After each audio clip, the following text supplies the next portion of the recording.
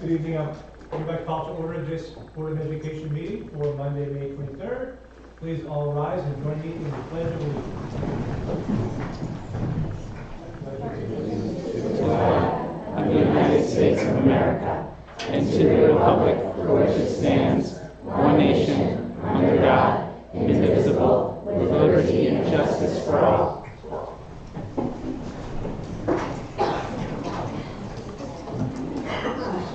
Thank you all. Tonight we have the pleasure of starting our meeting with a performance of the Southbridge Middle School 6th grade chorus.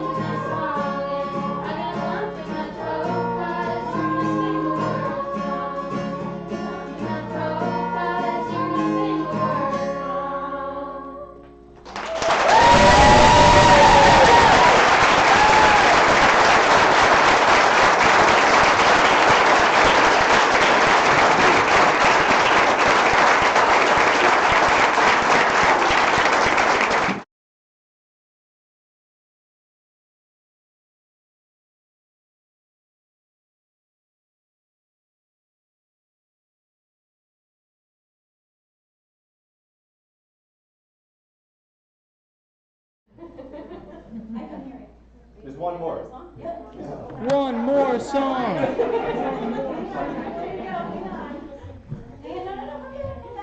come back. I thought you were singing to me. Apparently no, the room is here by Michael Barr. There he is. I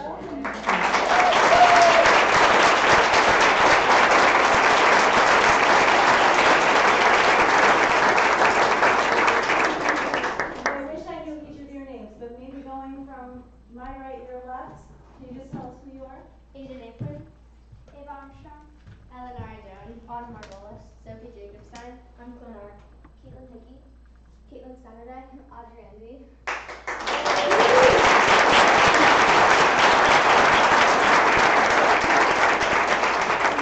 Sit back down, you can sing to me again.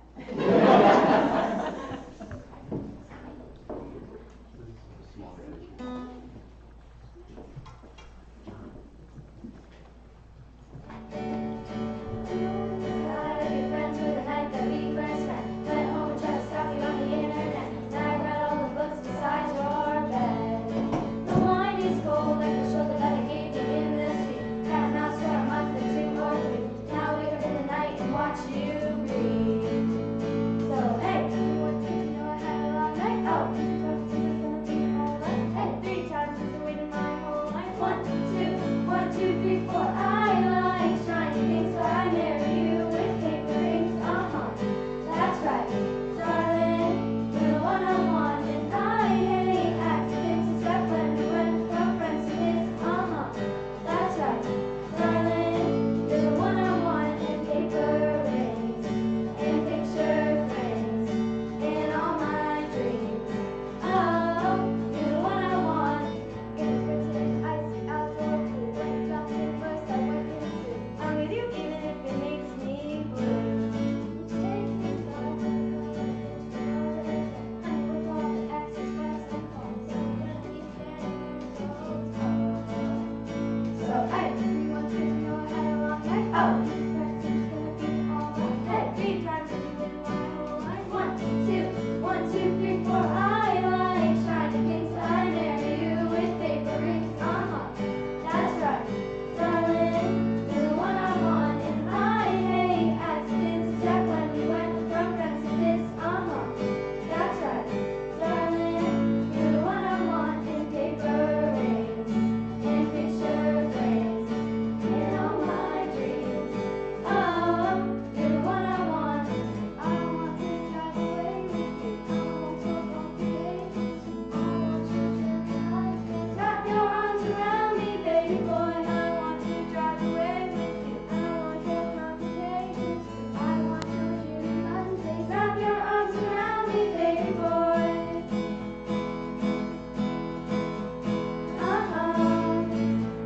That's right, you're the one I want. I like shiny things, but I marry you with paper rings. That's right, you're the one I want. I hate accidents, except when we went from friends to this. Darling, you're the one I want, and I like shiny things, but I picture frames, and all my letters. You're the one I want, and I hate accidents, except picture frames, and all my letters. You're the one I want, and paper rings, and picture frames, and all my dreams. You're the one I wanted.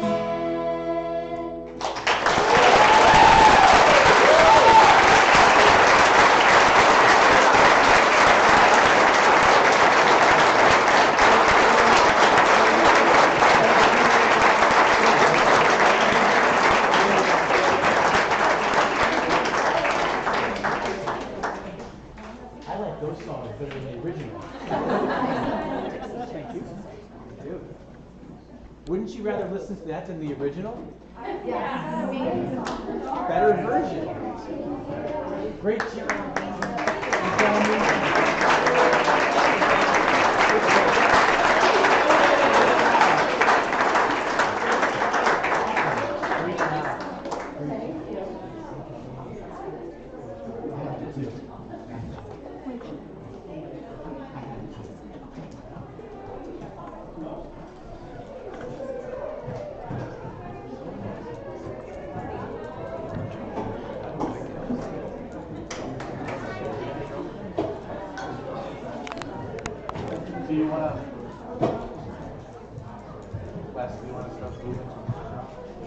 chapter goals to you.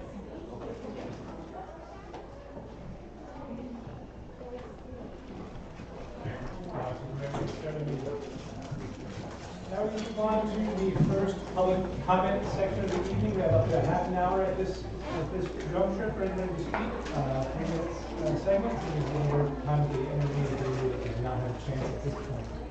So we have one person signed up at this point, Robin Collins. Do you need a podium? I do not.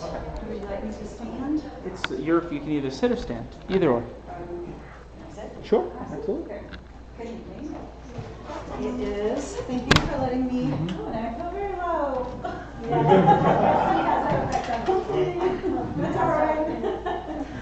Thank you all for letting me speak with you tonight. I would like to thank my colleagues for joining us. I am speaking on behalf of our membership at NAR. Over the course of the year, we have really appreciated the overall support that teachers have felt from this governing body. I know from the conversations that we've listened to over the year that we really share common goals for our school community. However, at this time, we are here to share with you a common concern. The Board of Ed policies and our contractual agreement map out responsibilities meant to guide board members in arenas of communication, in community interaction. So our concern here is that perhaps some of these policies and contractual agreements may have not been unilaterally upheld. This is essential to our continued partnership in achieving our shared goals. So NAR will be following up with some more specific communication to the Board of Ed in the coming days on behalf of our members, further detailing our concern.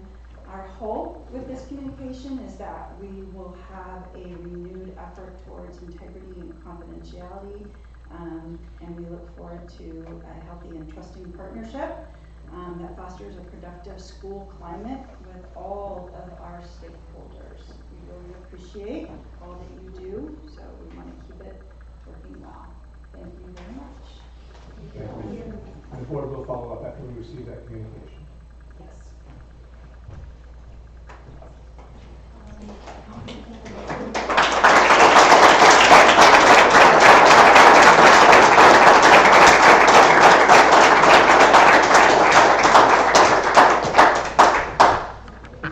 There being no further public comment at this time, we'll move on to the chair report. First up, I want to welcome Jill Brown, our Director of Finance, to her first live in-person meeting. Welcome, Jill. It's good to have you on the team. Thank you. You're a little late, but better late than never. And also, I'd like to say goodbye a little early. This is Ken Schoberg. We'll be moving at the end of this, during the summer, so this end of this school year. End of June will be Ken's last days on the Board of Ed. He's served with us for 3 full years. It's been a pleasure to work with. I don't think anybody can say anything other than that, other than it's going to be missed. And we do have 2 meetings coming up, the 13th and the 27th, so we can each put a little roast together for those 2 days. Next week we do have Memorial Day. Remember, next week on Monday.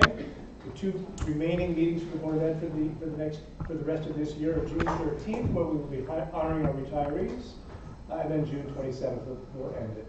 Tonight, upcoming, we do have a couple of items of interest. One being a request for a non-lapsing fund that will go from us, that may go from us to the Board of Finance, as well as our conducting of the superintendent's year-end evaluation tonight. That's all for me. Okay, that's me. So welcome to Jill. It's actually officially 1 week. And as everyone knows around here, we celebrate anniversaries, but you won't have another one until I'm here. So, to Ken, who really hired me. I think you, right? We're on that committee, a committee, to hire me. So you will certainly be missed. I know that I speak for myself on every committee that I've been a part of with you. Professionalism, thoughtfulness, always caring about kids first, evident in everything you do, so we will miss you. What we will miss the most, Ken? Oxford Thomas. Yes. You don't have to miss it. You can embrace it. We will. You know what? No one more than Dr. Dr. Hanaway. But you will be missed, and we're glad to have 2 more meetings with you. And wherever you go and Oliver goes, we hope that artwork and everything else follows. So, good luck. Interns are out and about. I fell upon one today, and here at Central Office, so we're excited to see them. We'll actually have a presentation. I think Dr. Greenwood will be here with at least a few interns to describe their experience. I found a few others over at Town Hall, I think like 4 or 5. I'm not sure why we get 1 and they get 4 or 5, but they get 4 or 5, Jake, and we got 1. So they're out and about doing the good work of internships, so hopefully they'll come back safe and sound and we can hear all about their experience. Let's see what else. We have SES had their first art show, and for those of you that follow me and RPS on Instagram, you saw a lot of the great work. It is amazing how much work they've gotten done and what it looks like, and I believe that there was a lot of fanfare as well with maybe a food truck. Gelato, even better than a food truck, right? This past week, Tim Salem, who has been working very hard, many of the late nights last week. I think I was with Tim Salem almost every night last week. Participated in Compassionate Ridgefield. He actually spoke at Kids in Crisis on Friday evening, and really just was a testament to who we are as a public school, that they come and ask our principal to speak on behalf of social emotional learning, how to be compassionate, the work we do in schools, and understanding the complexity and diverse needs of kids. And with all that experience, we had the opportunity to hear Tim, for me several times in 1 week, but we were lucky to have him. So, again, a big kudos to Tim and all the effort that he puts into our community and his school. Memorial Day, we have a day off, that's true, but we hope that kids take it for more than what it is, which is more than a day off, and really spend time thinking and honoring those that have served our country, and of course others as well. So enjoy the day off, but hopefully there's more than that with kids and their families. And that's it. Committee chairs, we had a finance committee? We did, and we had the official handoff. So Jill is joining us now, and she'll be doing the reports going forward, so that's exciting. And we'll be talking about the financial report ending April 30th, as well as the transfers. Great. Well done. Strategic plan? Yes, we met last week, just to get everyone up to speed. At the last meeting, or 2 meetings before that, we talked about the feeder patterns into the middle school, with both the middle school principals present to the committee. And so we asked the administration to go back and look at the feeder patterns going into middle school. Just for anyone who's missed it, a few years ago, we went to a 50-50 split, so the 3 school elementary feed into Scottsridge and 3 into Eastridge Middle School.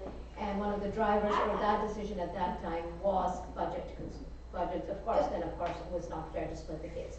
So as a committee, we asked the administration to go back and look at the pattern, look at the numbers, and come back with enrollment.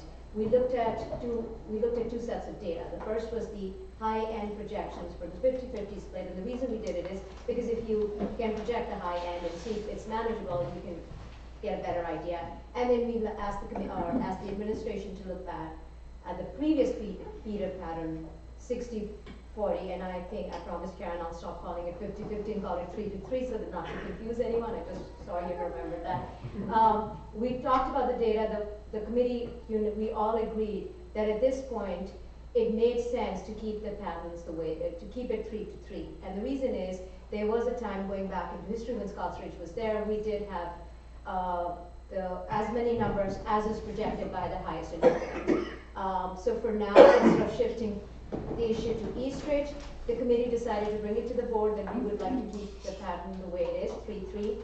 And if the need arises, if there's any time that either of the middle school principals feel there's a need for an extra teacher, or you need any support services, or need staff, just because children change, grade changes, needs changes, how your classrooms are assigned change, you never know how math splits up. The board would be welcome to hear that concerns, and we would honor that. And that's what we wanted to bring to the board. That was our suggestion, unless the board feels otherwise.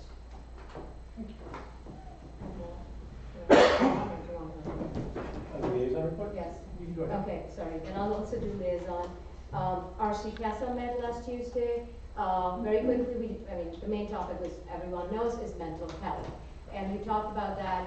I think it was great because the question came up, what kind of services or mental support services we provide in our schools. And Dr. De Silva shared the presentation with Dr. Liz Hanaway so that everybody in that group and beyond knows the support services we provide. And also we talked about Kids in Crisis, which is timely because the gala just happened. That was just a brief overall thing. And of course, we did see the 5 interns, Dr. De Silva, right? They were there in the shadows, but we were there.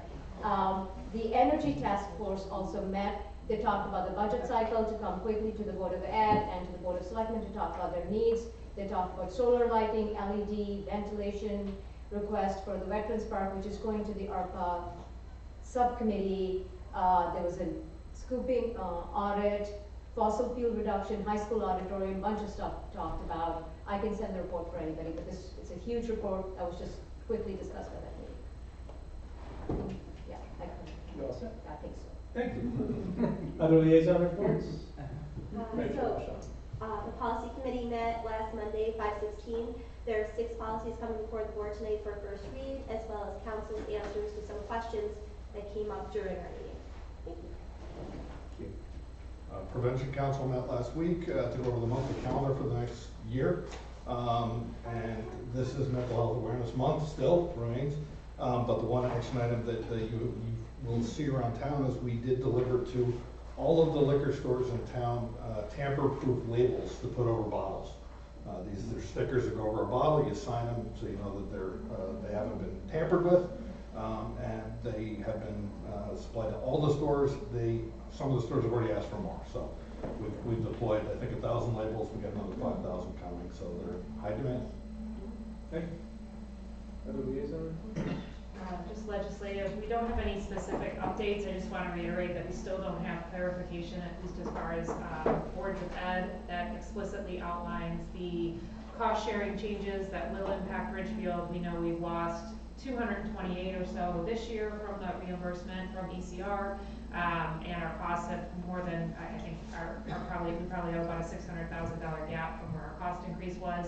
So just reiterating that we're still looking for clarification on the ECS versus ECF calculation from the legislative groups. So. Thank you. Anyone else?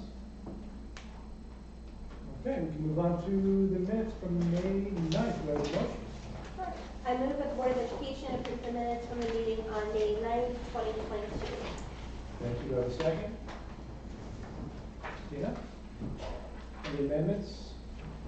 Rachel? Just one correction, underneath the correspondence to the board, on the emails, it was one email was a thank you to, please cross out the board, it's our RHS teachers for Teacher Appreciation Week.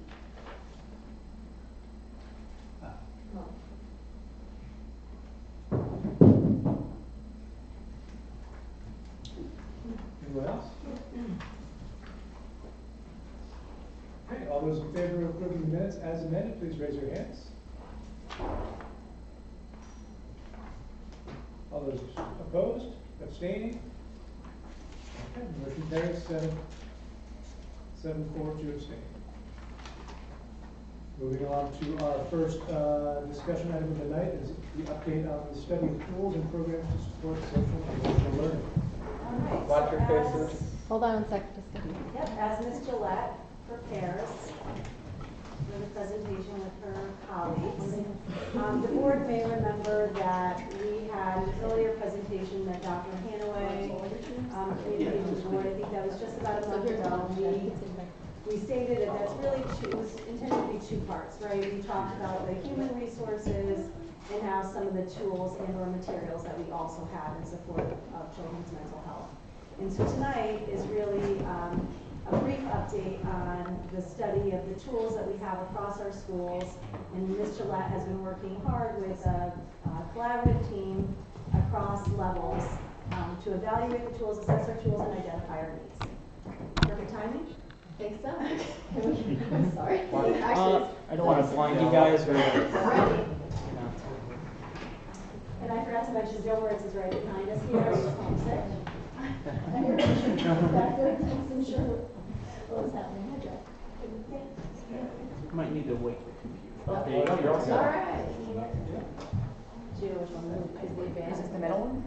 I don't know. The arrow keys. Oh, okay. Okay. So, good evening, everybody. So, I am presenting tonight on this update with some of my colleagues who are sitting here. So, I just want to take a second for each of them to introduce themselves and where they work. Hello, Jennifer Fostoli, East Ridge Principal. I'm Rebecca Loss. I'm the Barlow Mountain Elementary School Principal.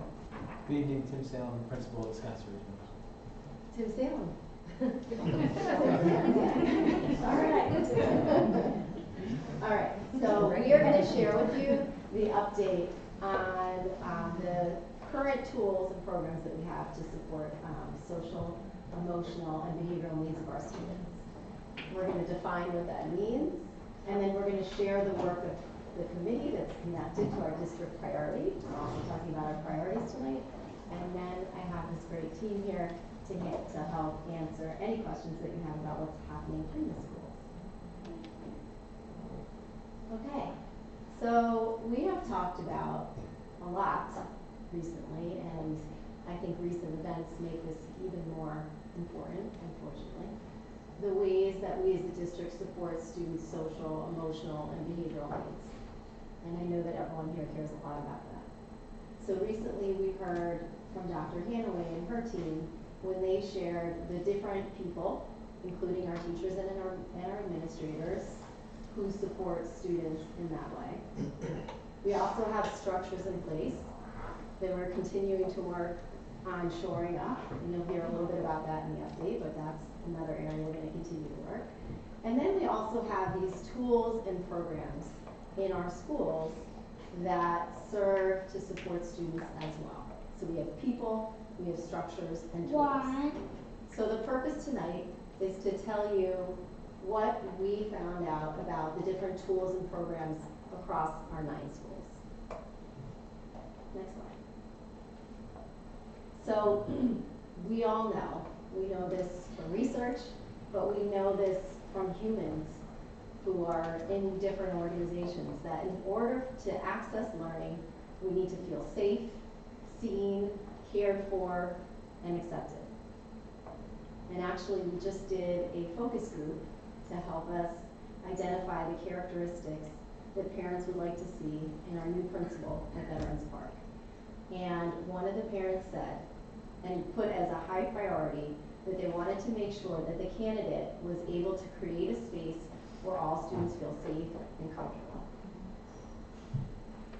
So we have all these tools across our district that we're implementing, and really all those different tools, the goal is to provide students with social and emotional learning. So there's an organization that most people look to define social and emotional learning, and the organization is called CASEL, which is of course an acronym. So it's the Collaborative for Academic, Social, Emotional Learning. And they really are an umbrella organization for everything social and emotional. So to define social and emotional learning, they say it is the process through which all young people and adults acquire and apply the knowledge, the skills, and attitudes to develop healthy identities, manage emotions, and achieve personal and collective goals, feel and show empathy, establish and maintain supportive relationships, make responsible and caring decisions. And really, if all those pieces are in place, then we know that schools will be places where kids are able to access learning. Next slide, please. So we started this year with a district priority, which is not completed, to make sure that we are providing this type of welcoming environment for students. And like I said, there's many different avenues that we as a district work on to provide this for our students. So what we're here for tonight specifically is to talk to you about the work of this committee and what we discovered this year. Next slide. So the first thing that we had to do is create a representative committee. So we started with our building administrators. We have 2 principals from the elementary level. We have here tonight 2 from the middle school, our middle school principals, and we also have a representative from the high school level. The next thing that we needed to do was collect all of these different tools and programs that we currently have in place and get an idea of what the level of implementation was in each school. And we started collecting all this information, you can imagine how varied it is. So we might have similar tools across schools, but this school has spent this many years and this many teachers, and this school has had this many years and this many teachers. So we collected all of that data. That was just the beginning. So before I move into the next steps, I just wanted you to get an idea from our principals who work and live with some of these tools, programs, and I'm sorry I keep saying that every time because it's not a curriculum. So I wanted you to get an idea of what the tools/programs are that we're using in schools, and who better to talk about it than our principals. So we're going to explain to you 4 different tools that we have, and then I'll come back into some of what we found and then continue through our process.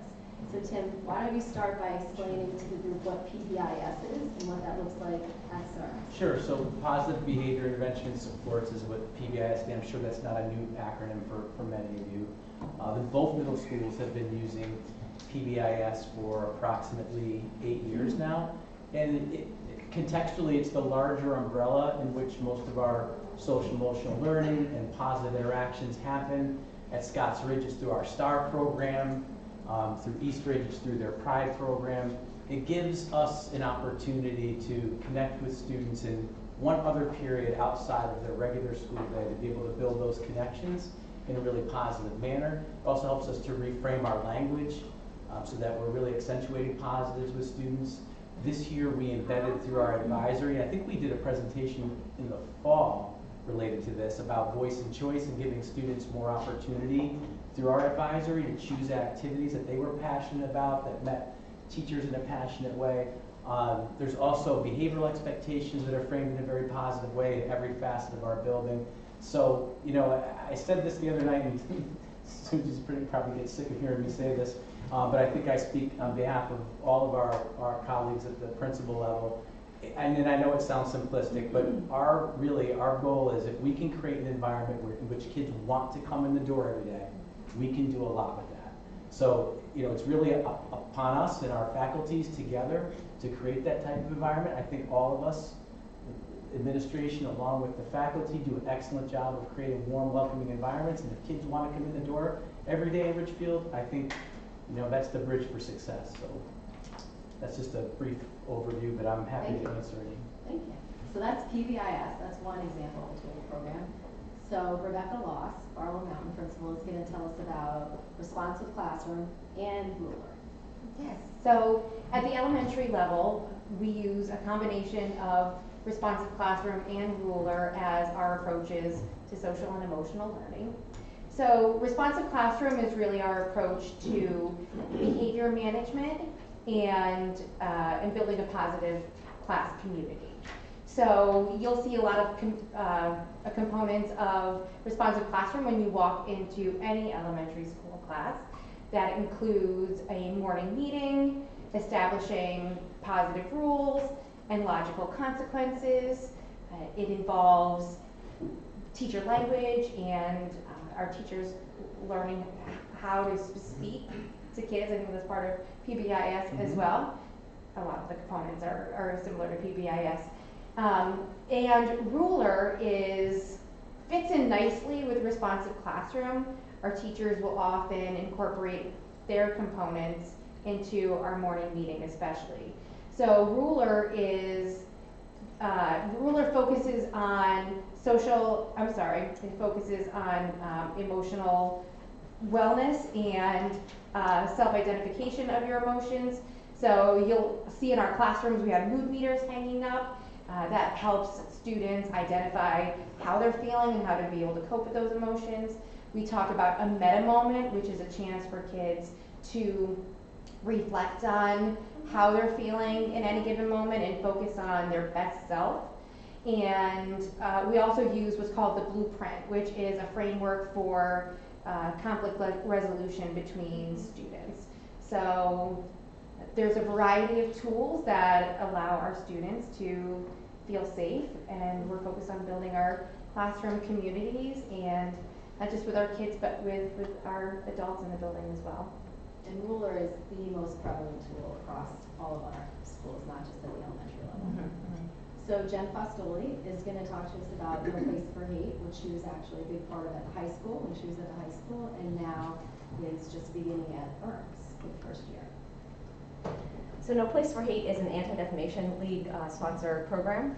It was started in the high school last year, and actually Ridgefield High School was one of the first high schools in the state to get the recognition. They were one of 8 last year, and so this year it's expanding not only in the state but also in our district as well.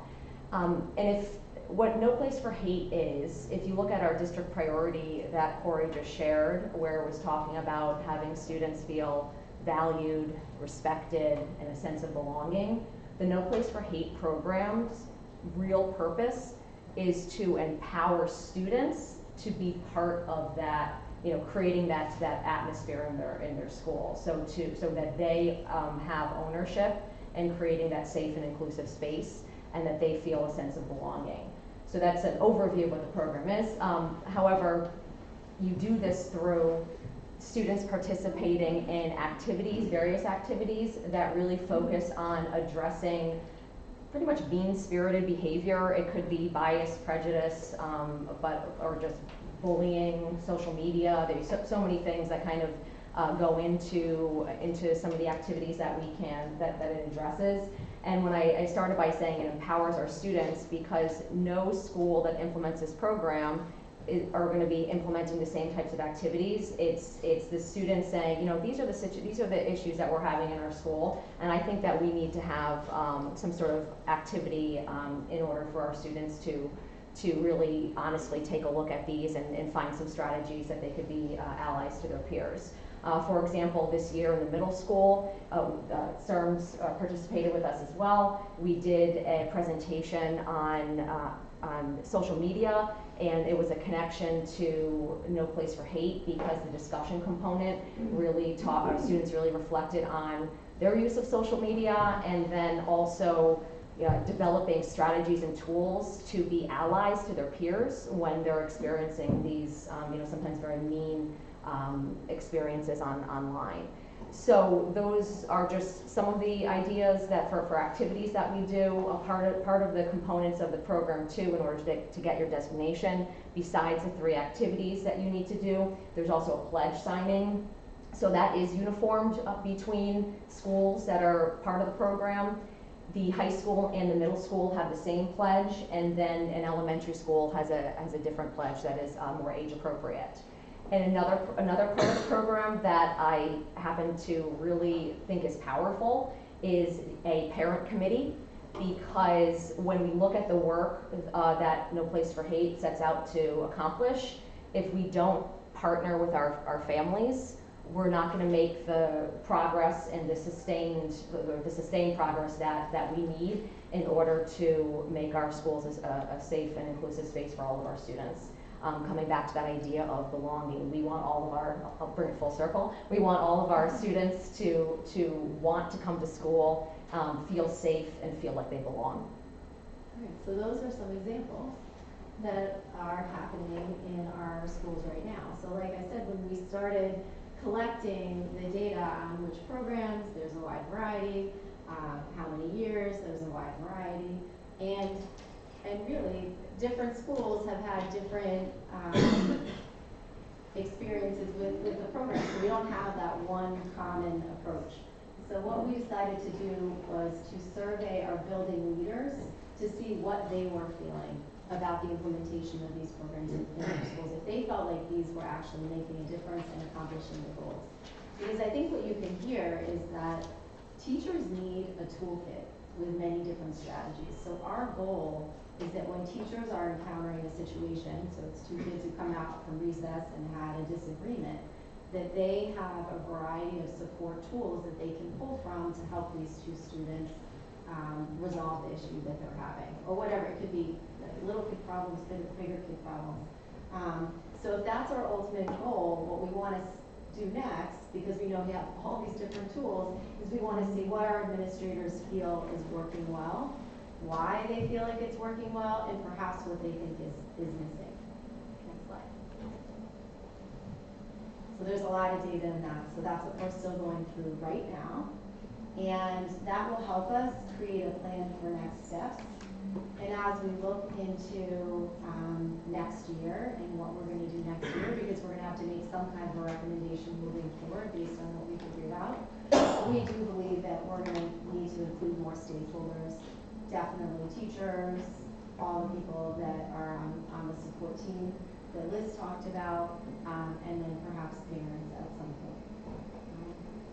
And that will be part of our priorities for next year that you'll see on our list. So that's the work that we've done so far this year.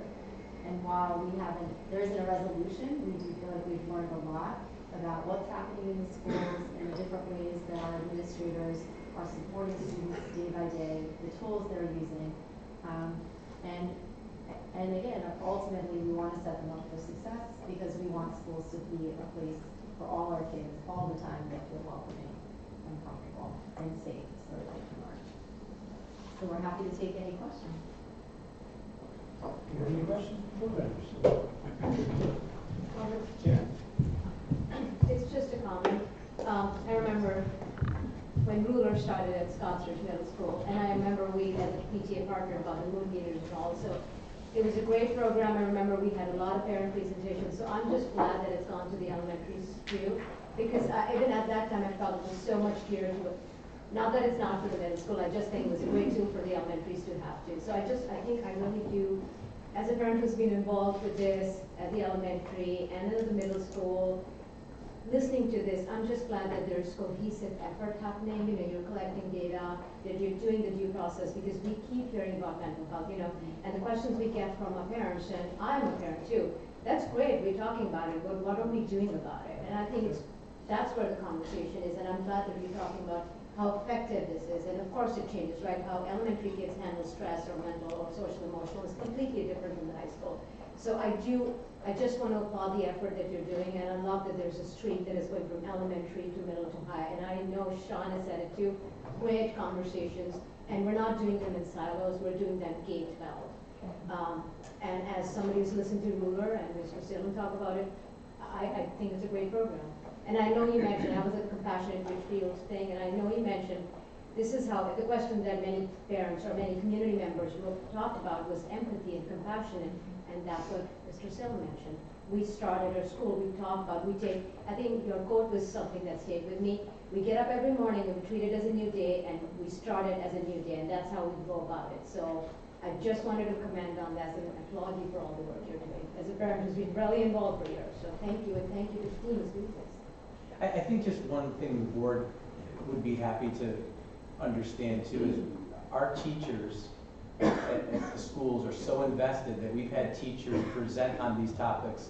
Like for instance, for Ruler, at the national conference, they've reached out to our staff to ask our staff to do a presentation at the national. I think that speaks volumes in the dedication of our staff members in terms of what their commitment is. And I think it's important for you to know that. So it's really wonderful. I think it's a great accolade for Ridgefield to have teachers who've been asked to do these types of presentations.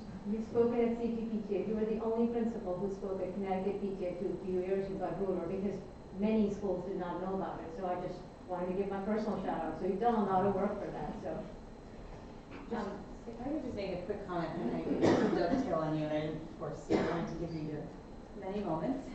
So I think part of what is so important about what they're talking about, at least from a social child development standpoint, is that I talked about interventions. This is really talking about what in the child welfare world we call protective factors, which are what are those things that have to be ubiquitous in the community to buffer kids from trauma, from crisis, from prolonged toxic stress from a pandemic, from all of these things. And this doesn't do all of them because we can't, because many of those are in the home and in the community, but the things that these things do that are across all schools, they create nurturing environments, they make children feel like they belong, they connect them with adults who know them. And so part of what the combined effort has to be across, I guess you could say, tiers, is this has to take place in order for any kind of intervention to happen. And I just want to make sure that that's clear, is that this is not like a great thing that's like, oh, I do 20 minutes of SEL on my Wednesdays. it can't be that way, it has to be kind of in the fabric of how the school functions. But that's not an easy thing to accomplish overnight. So rolling out something like Ruler, that is like a 3, 4, 5-year getting off the ground. And so I think in some cases schools are in a little bit of different places. Yeah. So to define where the district is altogether, I think it's a little bit of herding cats a bit over the last like 5 or 6 years, but it, at least for my 3 years of being here, it feels very different than it did when I started 3 years ago. There's a lot more commonality of language and approach. So if I could just add to that, and you said it really well about, it's not a 20-minute segment of a child's day, and I think what can be really confusing for, I think for boards of ed, for families, for teachers, is give me a curriculum, and that's just not the way it works. And there, by the way, there are plenty that you can purchase. So there's plenty that you can purchase, and having done this work for a very long time, what I know for sure is that a day-to-day lesson isn't going to work.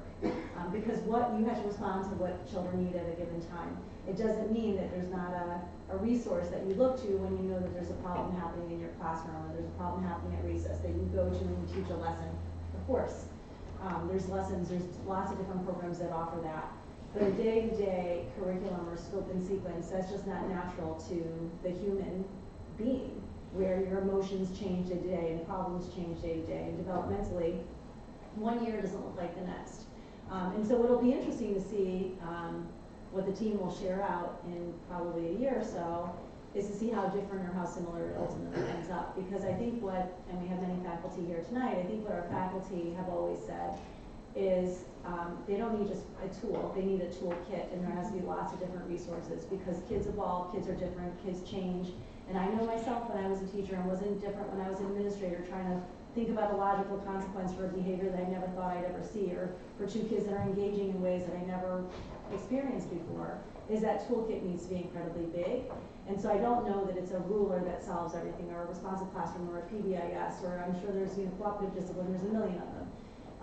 But it is understanding what resources are available, creating that toolkit, making sure that our faculty feels comfortable, and that we have human resources in the schools that can support our faculty when they come to a problem of practice that they need solutions for. And so, you know, when I think about all of them, and I've experienced PBIS when Dr. Sugai just began at UConn, I experienced as a teacher, as a principal. Ruler, same thing, responsive classroom, and all of a sudden I'm trying to change the language that I'm using. And someone might say, like, what do you mean your teachers are finding words? You're finding words that are different than you've experienced before, and words convey meaning and they matter. But all of those, each one of those has their benefits, and they tap into a particular kid's need. And so it'll be interesting to see how the team ends up, you know, deciding or figuring it out, or however way it works out. But what I will say is common across any particular resource is the staff development and giving faculty opportunities to go out and learn and grow and practice and take a risk without feeling like, you know, they're going to get in trouble for it, right? They can take a risk and try PBIS or try Ruler or try responsive classroom with a kid and see whether or not it works, because kids are flexible, and sometimes they work and sometimes they don't.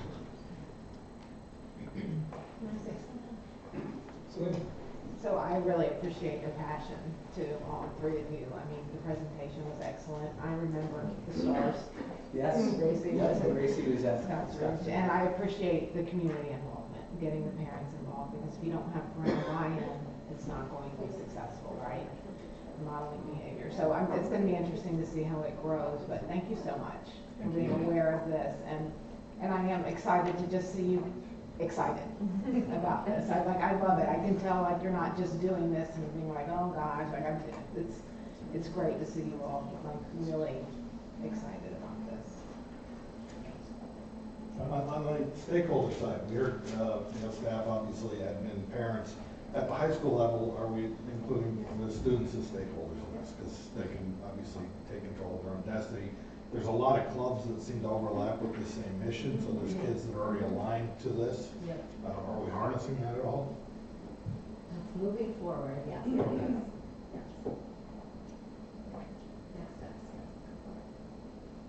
Anyone else? Hey. Sorry. You mentioned all the overwhelming data that doesn't necessarily match up between the different schools. Yes.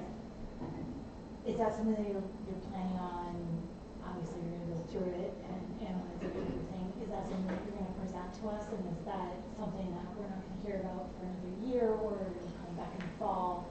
What, do you have any idea? So there's two different things that we figured, two different batches, I guess. One was just the data around what the programs were and how many years they've been in implementation in the schools, because normally it takes several years to really fully implement a program. So that was a lot of data that was very diverse. And then the next piece of data actually was on the previous slide, which was the survey that we sent to our building administrators just recently to figure out what their feelings were about the level of implementation and the success of these different programs as we're trying to develop that toolkit. So that is something, once we really dig through it, that we could bring forward. But with the representative committee, we're going to have to make some decisions about what everyone believes is a good thing to be in the toolkit. We don't have to be exactly the same. And definitely the approaches for elementary is often different than middle school and high school. And that's what we hope to understand more. So it's not that we're not transparent about it. It's just I don't think we wanted to see all the 4.5 years here, 3 years, this many teachers. I mean, the other thing that's always a challenge with any implementation process is teacher turnover or administrator turnover. So maybe you had an administrator before who was very engaged and involved in, say, ruler, and now you put the new administrator who's happy with ruler, not resistant to ruler, but she hasn't had that training, and half her staff is new. So that's another piece of the data that we were looking at that just was so varied. Like Dr. De Silva said, lots of good work, lots of good intentions, lots of tools, but a lot of variation that we are looking to harness and have more of a cohesive pathway moving forward. Just to give two really concrete examples of what Corey's describing. Responsive classroom, for example, in its purest form, responsive classroom 1, let's say level 1, is a week-long training. Well, most people can't take a week off of work because we have kids to teach. So typically that happens in the summer. Not everybody can do work this summer, right, for a week long. So sometimes they're getting like an abbreviated version. After responsive classroom 1, there's responsive classroom 2. So you have to go through responsive classroom 1 to get that next level of training. Same thing, it's a week-long experience. Often happens during April break or summer break. Not everyone can, right? So even once you get even if you can get that, and in my experience, we've done even like staff development days. I take those first few days of school and train a whole grade level. Then you have the 2 new teachers that sign up for the school the next year, and you're back to the beginning. So and then there's the responsive classroom certification, a whole other level of training. Ruler, same thing. You start with the adults, and you do a lot of training with the adults before you transition on to kids. And then you get new adults, and adults that are brand new, and others that aren't, and others that had some experience or ish. And so that level of implementation can vary just based on the training that I've had or experience. And Corey, you alluded to it, but it's the same thing when it comes to curriculum. We often hear, especially not necessarily our board, but other boards might say, well, didn't you do that last year? Didn't you have professional development in math last year, or whatever the case may be? We did, but this is what we face. We're learning organizations that are quite fluid, and teachers move in and out, and for different reasons. Sometimes it's just grade level to grade level. Sometimes it's level to level, and sometimes retirements or transitions, whatever the case may be. And so as a result, we're back to the beginning oftentimes, or just teachers that are struggling with it. They went through responsive classroom 1, and they just need more time or more practice, or just haven't gotten there yet. So all part of what Corey's describing in terms of the data.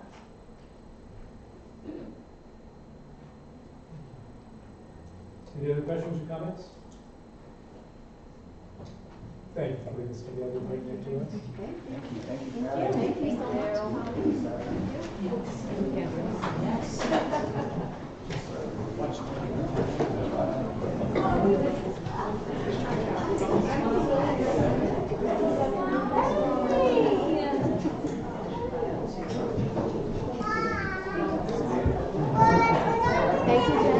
for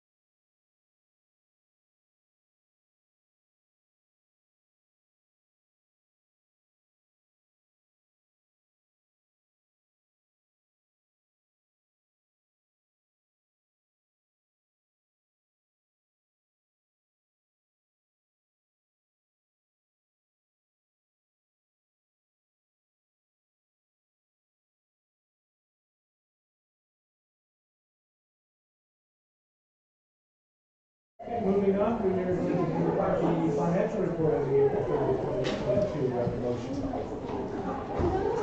I move that the Board of Education accept the financial report for April 30th, 2022. Thank you, Rachel. And a second. Ken? Bring us back. Well, thank you. And good evening to all of you. I am very happy to be joining you this evening to share the financial update as of April 30th, 2022. The snapshot shows that we have expended $100,845,000 of the budgeted $102,260,000, or that's 98.6% of the Board of Education appropriation. For certified and non-certified salaries, permanent positions are currently under budget, while substitute coverage is running over budget. Collectively, the substitute line will be offset by unexpended funds in various salary lines. Our employee health benefits are running close to the original budgeted amount. A number of union agreements were renegotiated during the past year, resulting in the HSA deductible funding to occur later in the fiscal year for some groups. So therefore, the board will experience a one-time shifting of funds from one fiscal year to the next, resulting in a surplus amount for the current fiscal year. We'll have a more defined figure for you as we move into the month of June, and I know Dr. De Silva is going to speak to you later about possible reinvestment of these funds in her update. All other employee benefit categories such as life insurance, short-term disability, FICA, pension, and other post-employment benefits are tracking on budget. In special services, we anticipate that we will trend over budget as the fiscal year continues due to unanticipated increases in residential tuitions and services for new students to our district with existing IEPs. As you know, the special education budget relies heavily on the state's excess cost reimbursement, for which the district anticipated $1.4 million. According to the Connecticut State Department of Ed revenue estimate, the total contribution is expected to be $1,171,000, which is approximately $228,700 below what we anticipated. All transportation is currently tracking on budget, including our contracted services with First Student and multiple transportation providers for special education students attending private or public facilities. With regards to energy, we locked in a new electric contract through November of 2022 at a rate of 10.69 cents per kilowatt hour. And additionally, we were successful in locking in an oil bid at $2.4477 per gallon, which carries us through the end of June. The district's going to wait regarding locking in fuel prices for next year, the hopes of a pricing pullback between now and October. If we don't lock in rates this spring, we'll go to the spot market in July. Our projections for fiscal year end show budget overages in special education tuition, in fuel oil, in substitute positions, and revenue shortfalls that are related to the excess cost grant and sporting event revenue. These budget coverages can be offset with savings related to unfilled certified and non-certified positions and the one-time shift in the timing of the HSA contributions. Questions?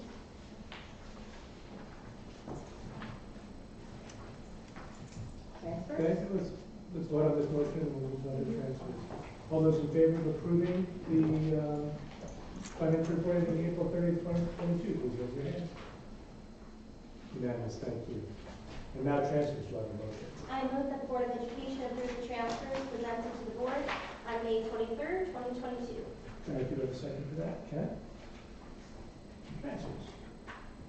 So there were several budget transfers for the month of May. The high school moved some funding to cover judges for boys volleyball, for supplies for senior field day, for the purchase of 2 bookcases for the library, for general classroom and office supplies, and instructional materials for art.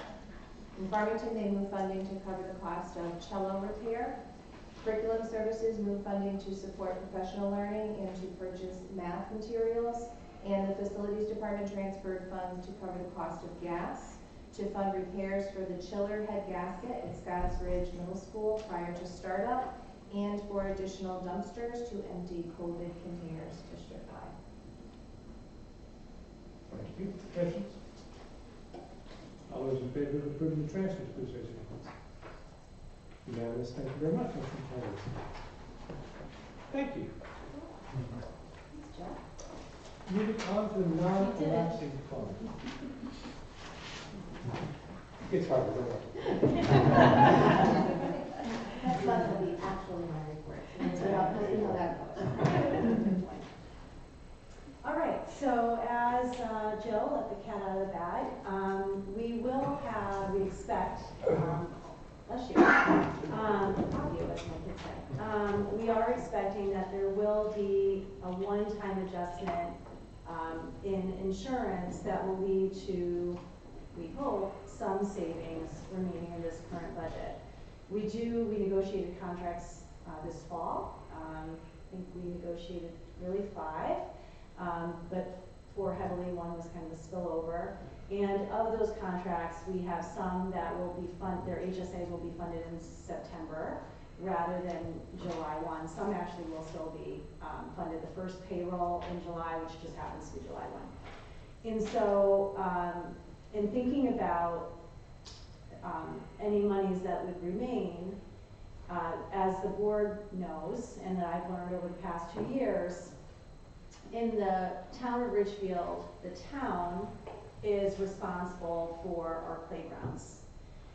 So it's an interesting position to be in because ultimately so are we, right? We have a responsibility to our kids, to our schools, to ensure that they have accessible spaces for recess, for play, etc. So you'll hear a little bit later tonight when we update on the district priorities. We've had a great partnership with the town on the playgrounds, with Dr. Hanaway, Joe Moritz's leadership on the town side, Rudy, as we call him Town Jake, but it's really Jake Muller.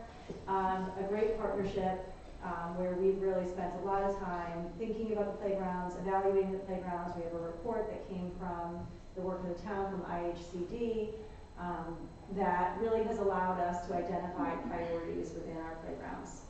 We're lucky in Ridgefield that at times our PTAs are amazing and raise a lot of money for playgrounds. But again, sometimes those things run parallel, which is nice. Sometimes they don't.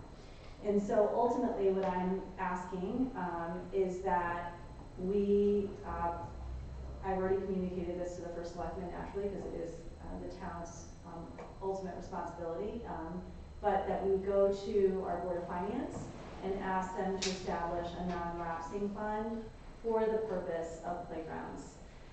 I'm sure there are a million other things that we could use that money for, including special ed next year. But we do think that this is the cleanest line. There's a very clear through line. I don't know ultimately, and Jill, it's her first week, so we can't put her on the spot yet to know what that sum is. But whatever that end number is, a very clear line to playgrounds.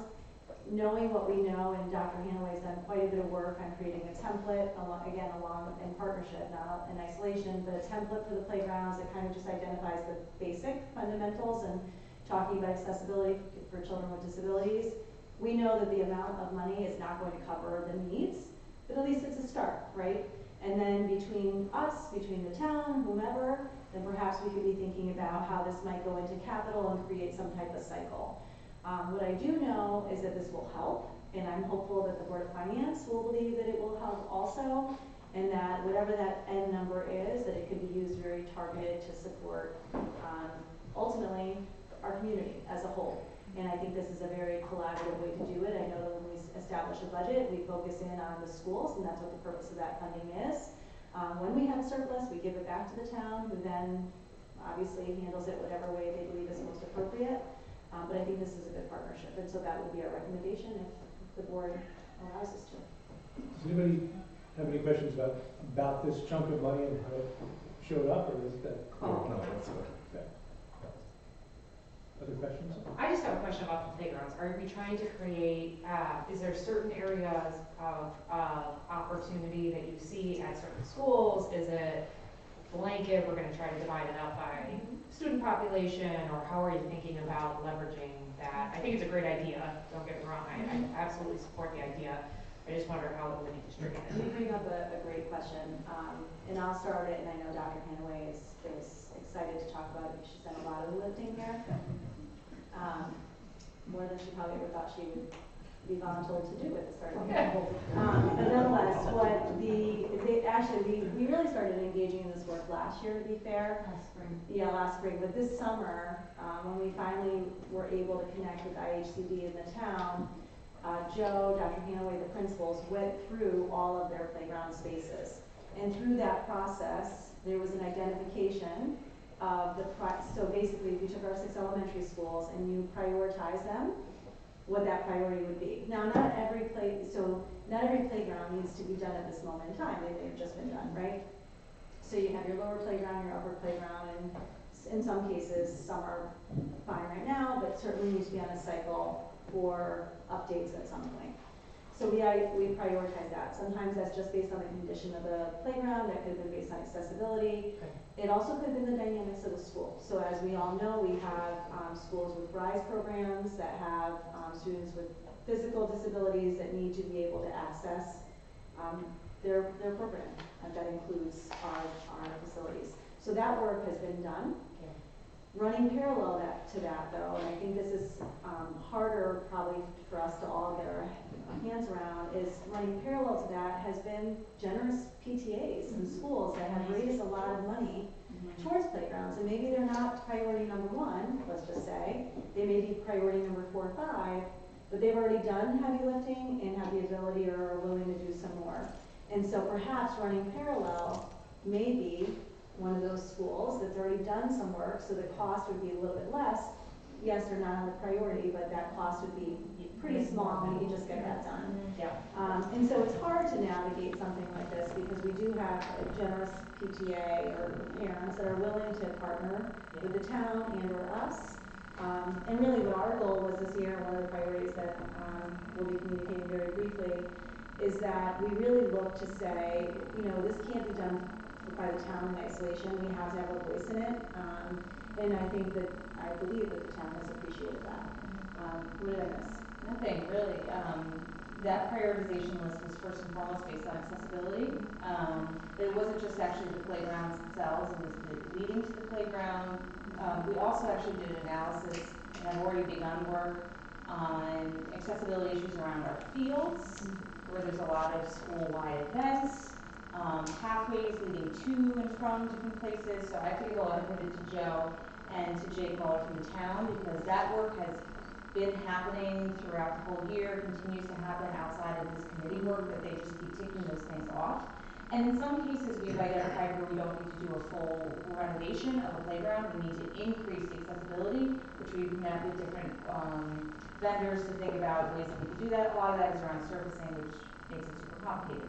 The other thing that we have that's been helpful in working with the town is we have to, we can't do it in isolation from their work, because the vast majority of this work has to happen basically between June and August. And so as you can imagine, with roads in Ridgefield, there's a lot of competition for the town to do work.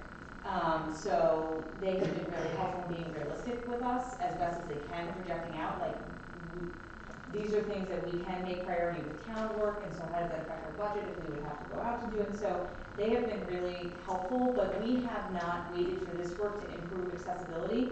We've, so the standard of the law is around, we're not just looking for the standard of the law, we're looking to create, an inclusive environment, but until we can fully get to that point, we're at least improving to get to the standard of the law. And so that work is already happening outside of this non-lapsing fund. So level set then option question, I guess. So for years, the PTA stepping up and doing certain playgrounds has caused problems because some schools are more equal than other schools. You know what I mean? There are benefactors in some schools, other schools have nobody in there. And so that's been a source of consternation for many, many years. And I don't know how we crack that code at all and how we make equity happen. Yeah, so you brought up the point that I was alluding to, perhaps not as clearly as I should have, with some schools, right? Some schools right now have all of the funds, let's say, rhetorically, but almost all of the funds to purchase the equipment for the playground. But they need the town to do the prep work, and they need surfacing, which is at a cost too. But they're ready to put down, and by the way, in any event, whether it's PTA, town, whomever's paying for it, we are looking at those plans. So we are ensuring that whatever plan is going to be at our schools, that it's going to be accessible for the children that we need to be accessible for, bottom line. But you're right, that is a realistic dilemma that I think, my guess is that the town has had, and we're seeing now in the short time that we've been engaged in this work. And so sometimes things have to run parallel. So you might see that a school that's raised a lot of funds but only needs a small amount for prep work and surface might get done at the same time as another school if we have the funding to do the other school. And whether or not that's going to be town, whether it's going to be this non-lapsing fund, whether we figure out a way, I would encourage us to figure out a way, because we need to figure out a way for kids. And we'll do whatever we have to do to partner with whomever we have to partner with to figure it out. But it's likely that there's gonna be some parallels where this school has raised a ton of money and they only need X.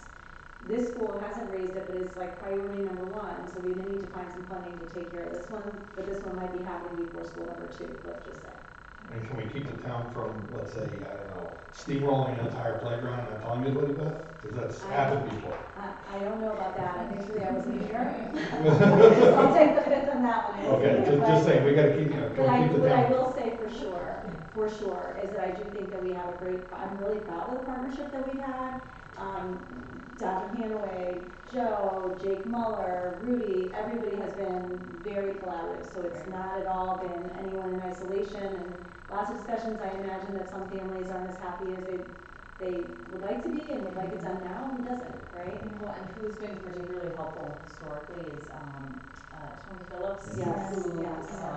is the ADA coordinator for the town, and Don Ciota, who is on the Commission for Accessibility. So they've given us so much context that's kind of helped us avoid, like me personally being like, I'm going to go do this, and if you don't want to do that, they did that 10 years ago to go do that. Actually, Tony's been great. He was on the visits in the summer, so I'm sure there's many other people that I haven't thought about. But and this has been something that Dr. Hanaway and I have been a part of with Joe since spring, and we have your monthly meetings and sometimes more often than that with the town. I think also one of the things that's a little bit different now is the PTA know that we're engaged now. So I think there have been PTAs up until last year who had been fundraising towards this purpose for a long time. So it's like you're collecting funds towards a goal, and that's how you raise those funds. There's a deliverable there. Now, moving forward with new fundraising efforts, we find that they're actually engaging us in conversation at the start of that, which is helpful. We're going to have to see where that goes. But all playgrounds aren't created equal. The fencing that some need, the prep work that others need, and so even what we really felt was important is that we had a memorialized plan of what we believe are the priorities based on what we know about our kids, our schools, and accessibility. And then ultimately, there may be some shifting based on how much money is there, wherever there is, and what can be done in terms of the town's level of work. But personally, I think it's a great start. It is, and then the clarification, I read the motion before I came in, and so reading between the lines tonight, this is a perpetual lapsing fund, non-lapsing fund, which would be used every single year. But reading the motion, it led me to believe this was a one and done, that so we're just setting this up once, and next year it goes away, and we have to ask again, which is The fund could be still there. This is a one-time source of monies to put into this fund. I get it, but are we asking that the fund to be perpetual? Are we asking that the fund be a one-year fund like we had last year? We're asking for a perpetual fund. Okay, then I think that needs to be clarified in the motion because it's not in there. Yes. Okay. For this purpose. For this purpose, correct. If I read the motion, it doesn't tell me that. It tells me that this is just like last year. Well, just if I can, from experience, like last year, Yep. I think that the Board of Finance, I think they appreciated having an endpoint. It's not to suggest that we wouldn't perhaps suggest the same thing. I may actually recommend it not be perpetual, and the only reason I say that is because I don't know if the needs would change, and some of the things that are happening in the dynamic of school, maybe a different request, who knew COVID, now we have playgrounds, so perhaps it might just be a one-time request, and then we might request it again. if it made sense to do so. I don't, that's up to the board, but. The statute is for a perpetual fund.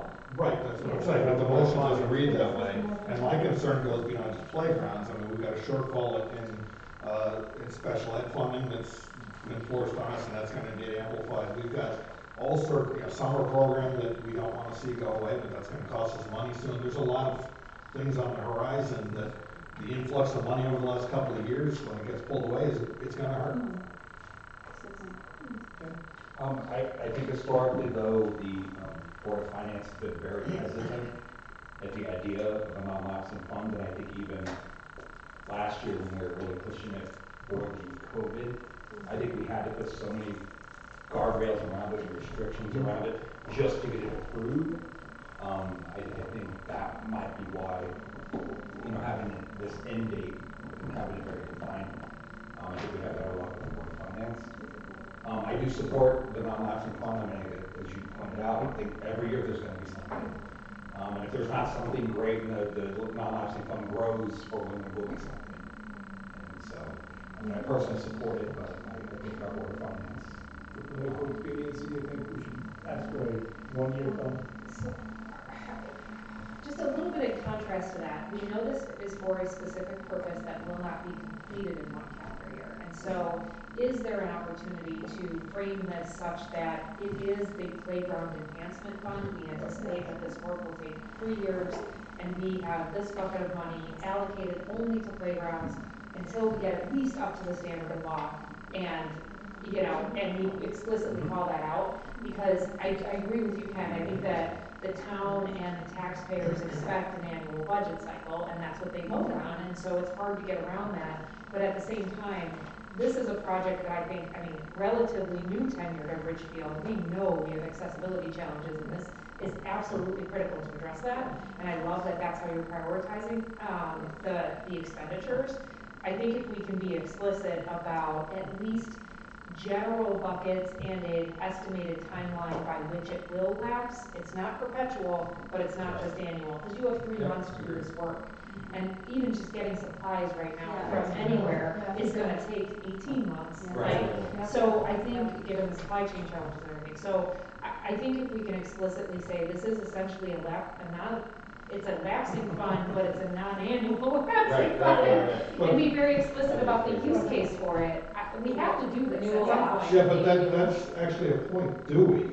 The alternative to doing this is saying, not our problem, it's the town's problem, they have to go fix it, they gotta do it now, and there's a timeline, and it's the law, they have to literally do this. It's been the law for 20 years and they haven't done it. So either do this, or we do none of it, the town has to do it. They have to, so just, as I was saying before, they have to make an attempt to make things more accessible. Buildings is something like what they would call universal design is definitely not the standard of the law.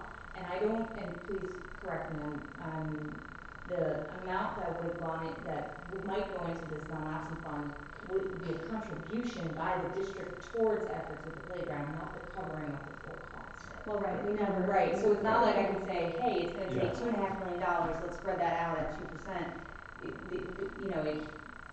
It was gonna be a contribution towards it anyway. A start. Yeah. Is really what we hope to just get some momentum. Because the reality is we haven't come to a board meeting with a capital project on playgrounds. I don't know that the town has, but I don't remember that in the past couple of years. And so I think, with this, things get done, right? But this, I feel like, would give some momentum to the work. And again, it's a good partnership.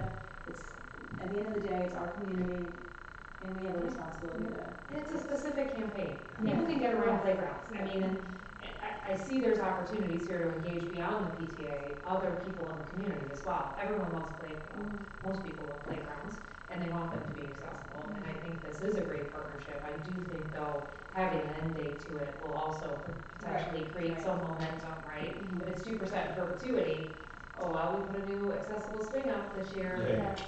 I would hate to see that. I think there is an opportunity here to really collaborate in an innovative but legally acceptable way. Could you have benchmarks until this and this and this is done? Is that Right now, we have only one source of funding. Right, One-time source but of so funding. like she said, it's not a constant, non-lapsing fund, but it's a non-lapsing fund until this gets done, until these benchmarks are met. We will need, I don't know. I how mean, to the do that, reality but- is next year, we may not have a penny, and we might be asking Right. for like. But that needs to be done, and these are Ridgefield Right, students. so and- when there's funds, I don't know the rules around these things in terms of you establish it in perpetuity and you just some years you have more to contribute than others or none at all, and does that? Because we don't want to just keep doing playgrounds forever and ever and ever and ever. We have to have an end date, like. Well, I do basically. think the bigger, broader question, that we have to sort through is, because you will, at some point, 6 playgrounds and, or maybe 8 at minimum will be, yeah, or will be complete. But let's just say one school, if we just stuck to the elementary school for a minute, just because it's very concrete, 6 elementary schools, all the playgrounds are complete. What we know is that's gonna take some time, and then just like our homes, they need to be repainted, they need to be resanded, the floors need to be, that's right, so we're back at it. So at some point, I think we need to, again, in partnership, is just think about a long-term plan on how we revisit these, whether again, it's through capital or whatever makes sense, structurally to do. But there needs to be just a long-term plan, like we do with anything technology, right? We know that there's a life expectancy, and we're gonna have to revisit them, and having just some structure in place, I do believe would benefit the community as a whole. Okay. Because and I, correct me if my understanding of this is not correct, but any excess that we would have, absent having this dedicated purpose, would go back to the town. And could be part of the general fund normally, should be used as the town decides. So that this is our way of saying, this is what we're prioritizing, that we would like that money spent on. Correct. The choices are try to spend the money now, which would be inappropriate, the wrong thing to do. It would be try to fund the HSAs that are not really due to be funded until September on July 1st, again, which is wrong. We can return the funds to the town, or we can try to say, let's put them, it's a one-time windfall, let's try to put them towards the playgrounds. Maybe, it can be a non-lapsing fund in that the funds don't have to be used within 1 year, but it's really one funding. That's Right. fair. Yeah. Yeah. It's not like every year they're going to 2% is going to go. Right.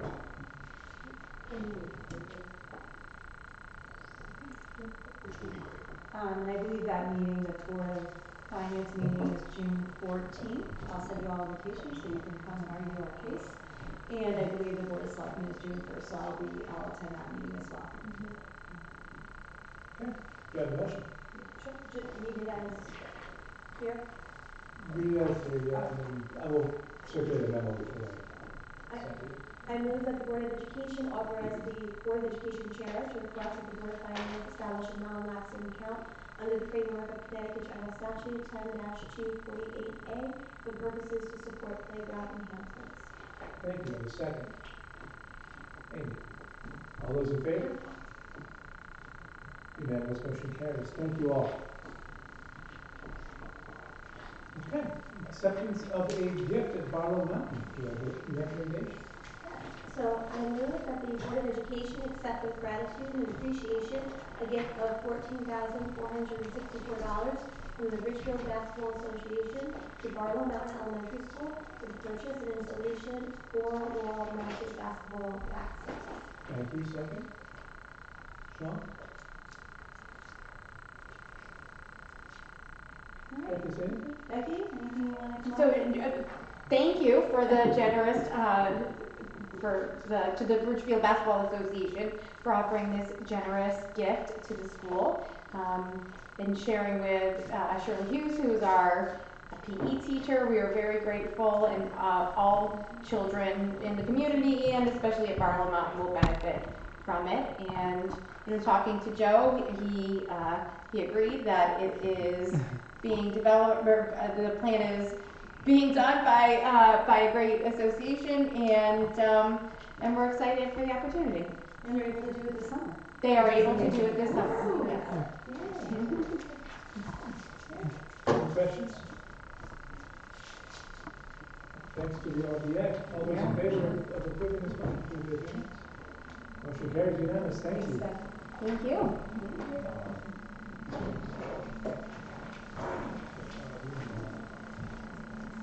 District priorities. The Right. final update. The final update, so it may seem like this, thank you. It may seem like this is going to go a while, because there's like 30 pages, but here's the good news, is that much of this has been presented on in the course of this year. So what we will do is we'll provide a brief overview. If there's any priority that we plan on continuing to engage in next year, we'll speak to that. There may be some things that we're continuing but may not end up being a district priority for next year. We're still going to do the work, we'll still update you on the work, but when we look at the high leverage work that we participate in collectively, that's what we want on this document. So even though you may hear more about minority recruitment next year because it's a continuation, it just may not be a priority. Maybe it will be, but it may not be something that we're primarily focusing on.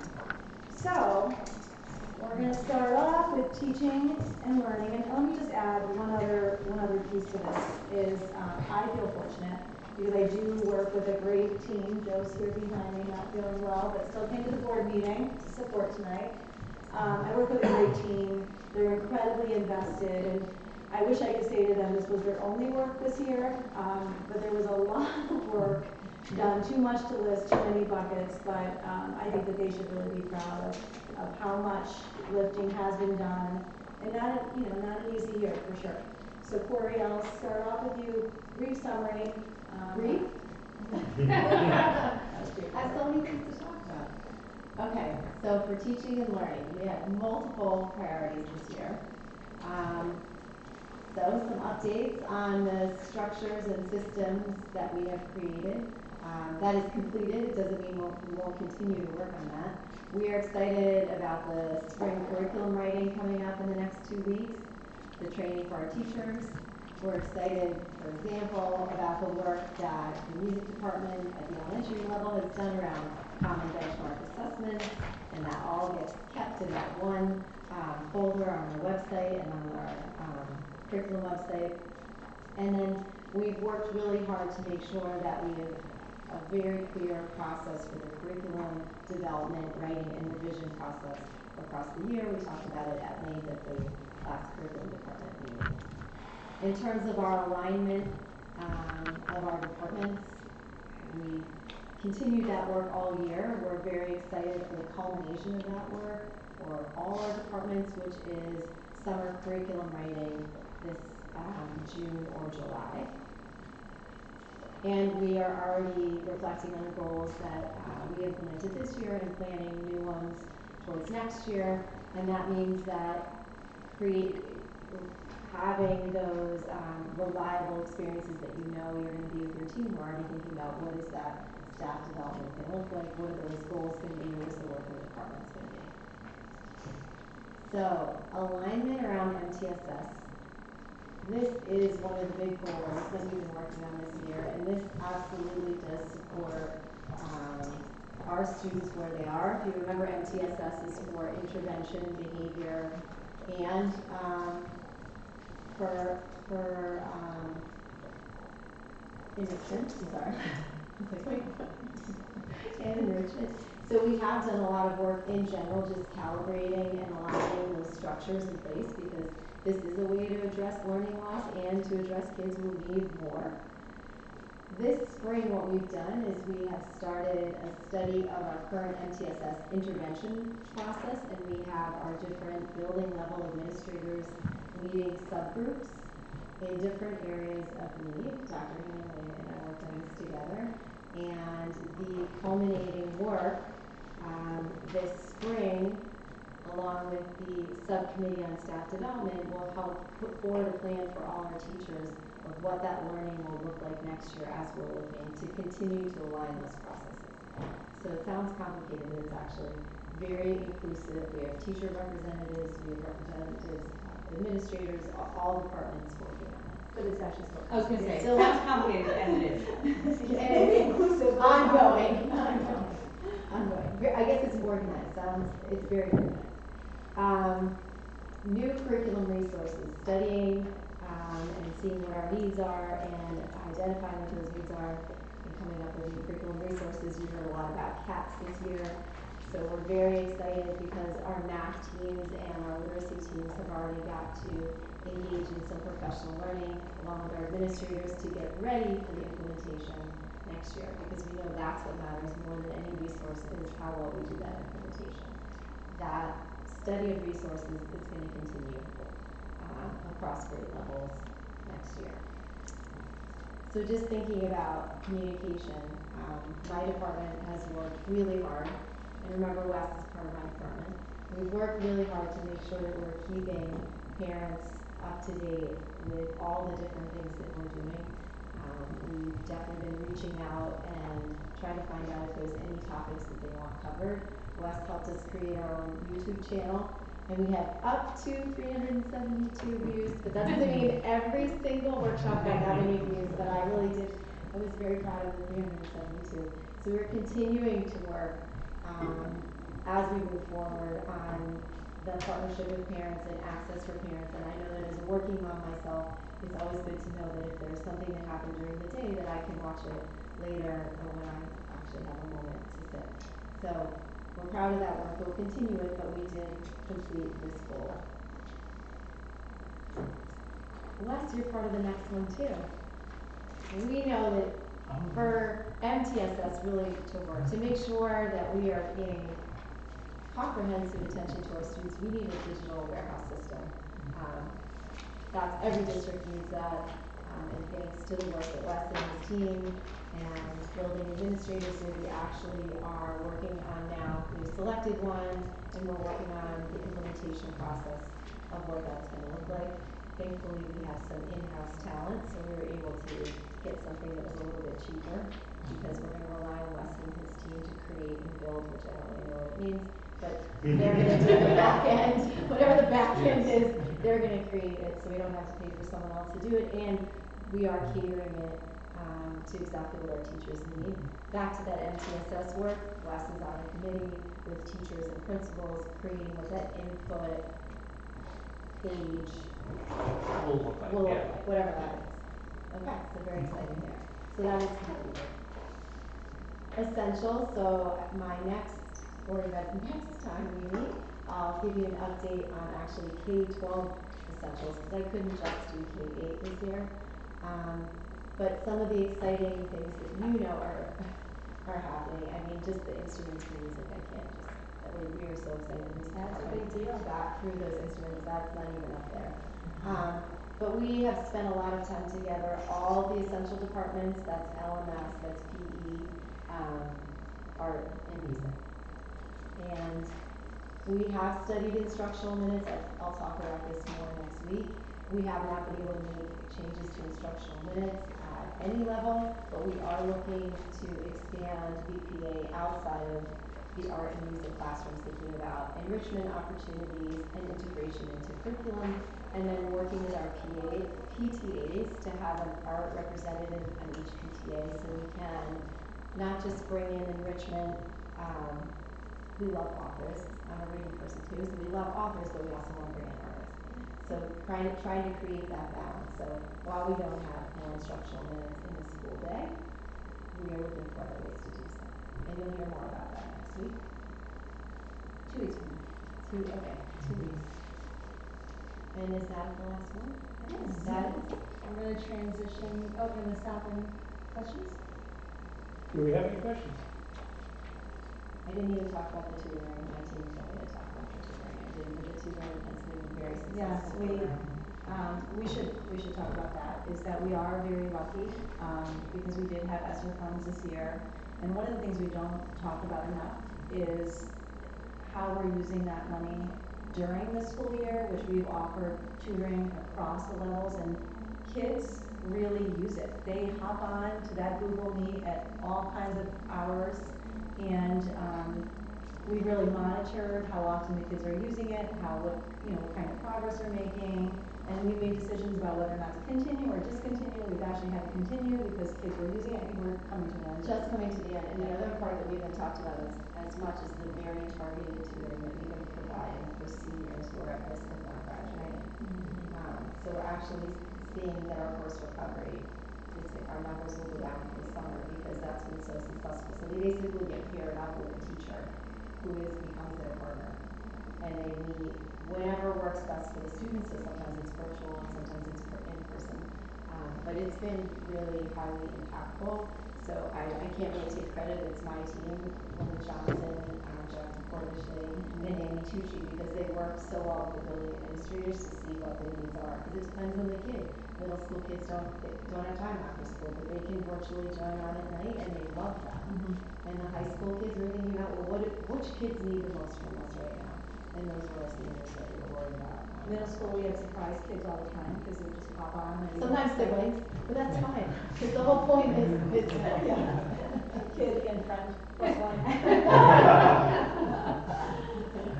All right, Wes, you want to transition to technology? Sure.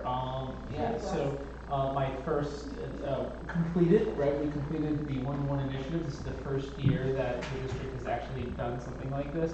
I also want to thank the board very graciously. This board has facilitated, I think, an amazing foundation for Ridgefield Public Schools for years and years to come.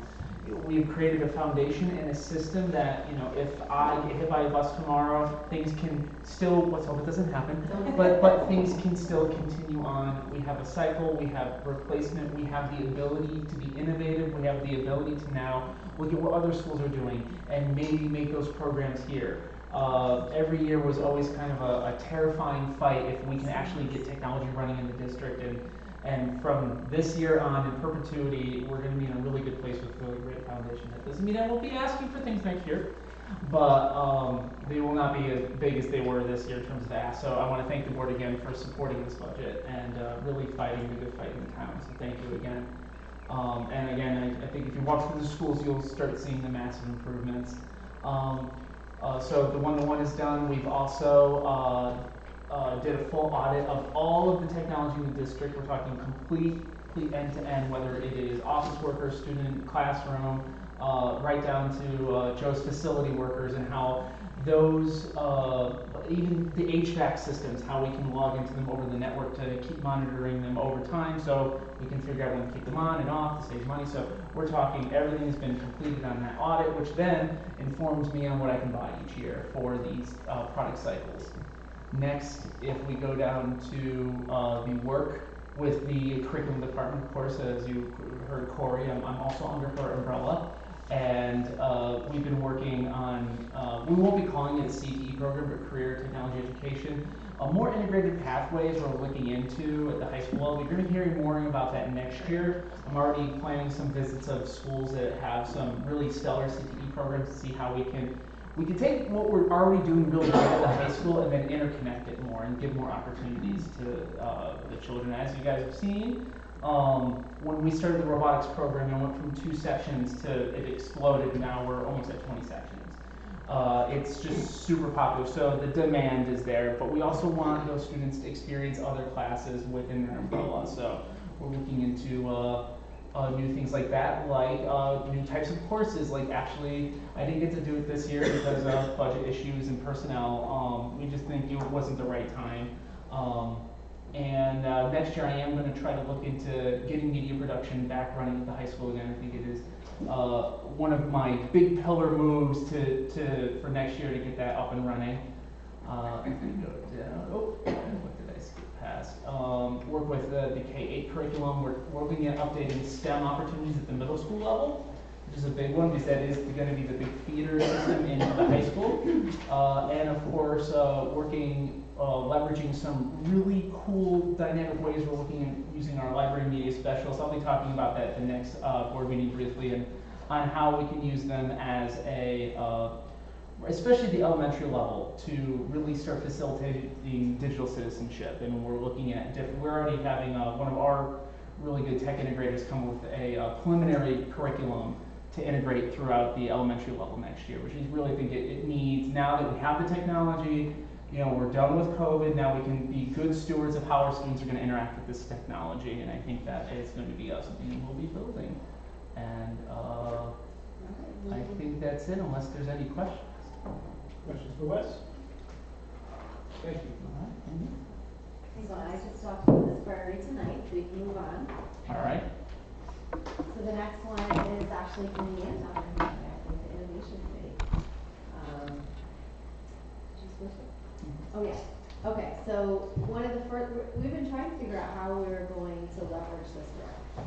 And I jumped on and got started quickly with one element that I really wanted to complete before we started the summer curriculum writing work, and that is a committee, a K-12 really BPA committee, which has representative teachers, administrators, and parents. And what we're doing is we're studying what other high-quality K-12 BPA programs across the country, not just in our area, we're looking at some in our area, but what they provide for students in terms of pathways. So we're studying their course selections, opportunities for kids, as much as we can find out from their website and perhaps from contacting someone from the district. And we're looking at what professional development organizations are they leaning on. We have identified one organization that one of our art teachers will be attending this summer. Unfortunately, it's still remote, but seems like it's going to be a good program for her. But we really want to make sure that as we go into our summer planning, that we have some pathways that we can study so that we can create a multi-year plan to grow towards. We have so many exciting ideas for art, opening pathways, access. So that's kind of just a mini snacks committee, but really I would say highly important and can be very impactful.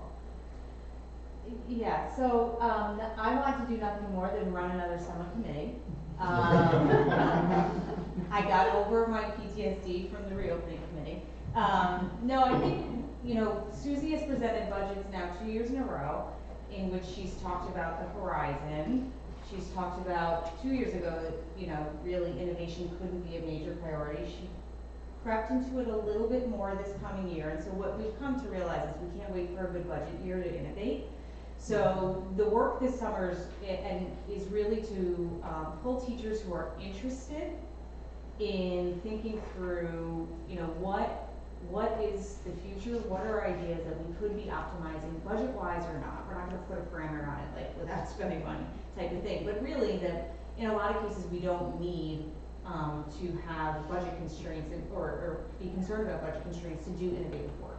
And so we don't want to wait for that. And we have most times we have our best ideas not necessarily from us in a room, but from us being with teachers who are talking among each other.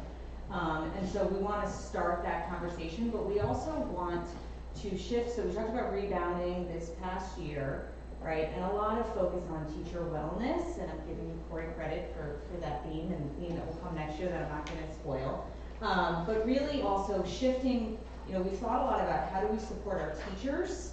And yes, mental wellness and mental health and all those things are really important, but also helping them become reinvigorated in the work that we do is a lot of what our strategy is for the coming year. So investing in their professional development, but also investing in them being a part of creative and innovative thinking in the work that they do. And leaning forward. Yes. Really, instead of, you know, we did a lot of rebounding because we had to, all of that was important. And by the way, it wasn't a normal year, so that was really complicated at many times. But like Liz just said, it's just the shift to look forward, to imagine, to think about how education is changing. And you know, the world is changing so fast in front of us. We can't give teachers, kids, families a prediction of things will calm down when. I have no idea. Let's let that go. So, you know, anyone who's studied positive psychology, you focus on what you can do instead of not what you can't. So let's put our energies and our focus there, in addition to doing our day-to-day work, but hoping that it has multiple positive impacts on the district and also kind of tees us up for, you know, things that we do end up requesting. We want to feel like we have a really good solid grounds for requesting them, including teacher thinking behind it. So That work will start this summer. You will see the forward-thinking committees thinking, so to speak, and work throughout. It's late. Throughout next school year, and hopefully teachers included in that. And I don't think we're gonna be, Corey did the snack of VPA. I think that's where it's gonna go. There's no way we're gonna be like, hey, across 8 domains, let's do forward thinking. Like, that's just gonna make everybody's brain explode. So we probably will narrow in next year to some specific lanes, and then maybe in the technical basic those lanes. I think what's important about this process is that it be organic, and that as Liz said, that there isn't necessarily a box. There certainly, I think, there'll be buckets, right? Like, what does it look like to enrich students? How does exercise play a role in a child's learning? Things like the cafeteria, things that you wouldn't necessarily say, why is the district spending time on exercise and having kids, engage outside in the experience? We already got that. We have our required recess or whatever it is. But it's really thinking differently about the school system. And so the traditional structures, and Corey and the team really, we've spent the past 2 years talking about foundations. We needed a phonemic awareness program. We needed foundations. We need math. We need all those things are still going to happen. You're still going to hear those needs. That's not going to change. But in addition to that, or alongside that, like, how are we now just taking a step back and saying, let's forget about the structure or the rules that bound us right now in terms of what a pre-K to 12 district looks like. And if we opened our minds a little bit and said, let's think about what experiences we know work with kids and growing adults, whether that's STEM, whether that's getting kids outside into outdoor classrooms, providing them more opportunities to exercise, providing them with more real life authentic experiences. I know you want to hear it. A global academy, is there online opportunities for kids? Are there kids for more, I keep throwing that idea out, it just doesn't want to hear me now. It's a great idea. There's a lot of logistics. Opportunities for kids. When we talk about questions around diversity, well, how do kids understand diversity best is by experiencing that, right? What does it look like for experiences for our students, whether it's elementary or secondary? Opening it up outside of the box. The box is still going to be here. We're in a public school. But that doesn't mean that we can't bring in good things. And I think it's an opportunity for people to really just think differently about the educational institution. There's also structures, works that have happened that didn't know who's leaning into that. That this, for example, the block at the high school very naturally leads towards that.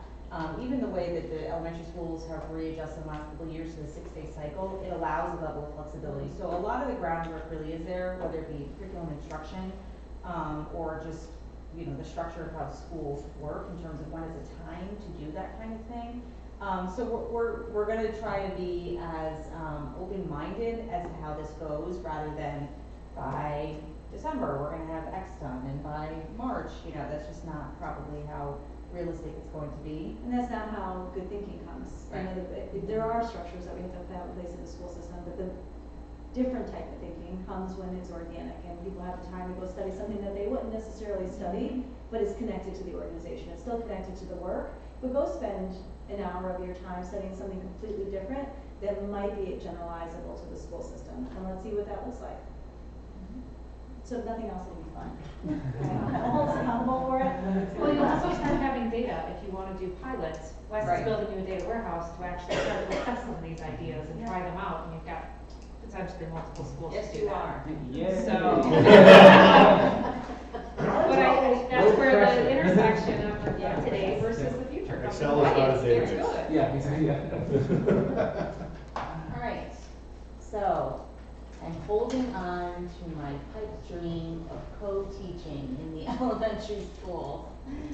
So my priority last year into this year, which I had to kind of shift halfway through this year as our budget cycle played out more. I think a year ago I did anticipate building a strong budget argument this year around starting to get some of elementary co-teaching off the ground, and the realities of our needs didn't allow for that. So we didn't stop the work, but what we did is we looked at our current model of programs and saw what can we optimize right now. So where we're landing at the elementary level with moving closer towards, I might even say co-teaching, but just continue to expand the service delivery models at the elementary level, is that we're piloting at one of our elementary schools a new cohort, parent permission, all these things included, a new cohort of our learning center in a bit of a reimagined way to see what the impact is for these students who participate in that cohort, and then actually what the secondary impact is on the students who aren't in the cohort, because we're able to do a little bit more creative things with them as well, because we're kind of delineating things differently. I can't get into all the details of it at this stage in the game, because it would probably be a little too close to confidentiality, but we will be more specific into next school year. And so we do have the luck of having a cadre of kids that this will work for right now. And so we're wondering if really what we need to do is think about our learning centers as not being just a one-size-fits-all, but actually create different types of learning centers at the elementary level if we can't go into full wonderful teaching. So that's what next year's going to be for for our elementary goal. At the secondary level, we spent a lot of time at the middle and high schools assessing our current co-teaching model. And the area that we agreed that needs to be leveraged first and foremost for improvement is around the co-planning time between special educators and between special educators and general education teachers. So what we did at all three schools is we looked at what tweaks could we make to the structural schedule so that it could avail for more of this co-planning time. And we are able to do that, and we're really excited about it. What I'm really cautious about is protecting the sanctity of that time. A lot of times we do really well, quarter one, quarter two, meetings start to creep up, things happen, caseloads change, and we lose that structure as time goes on. And so what my goal is to work with the building administrators to make sure if we're really going to assess this is the right way to find time for teachers to co-plan, we have to protect this time pretty fiercely next school year. So that's where we are with elementary and secondary. Questions? Thank you. Joe, paying attention?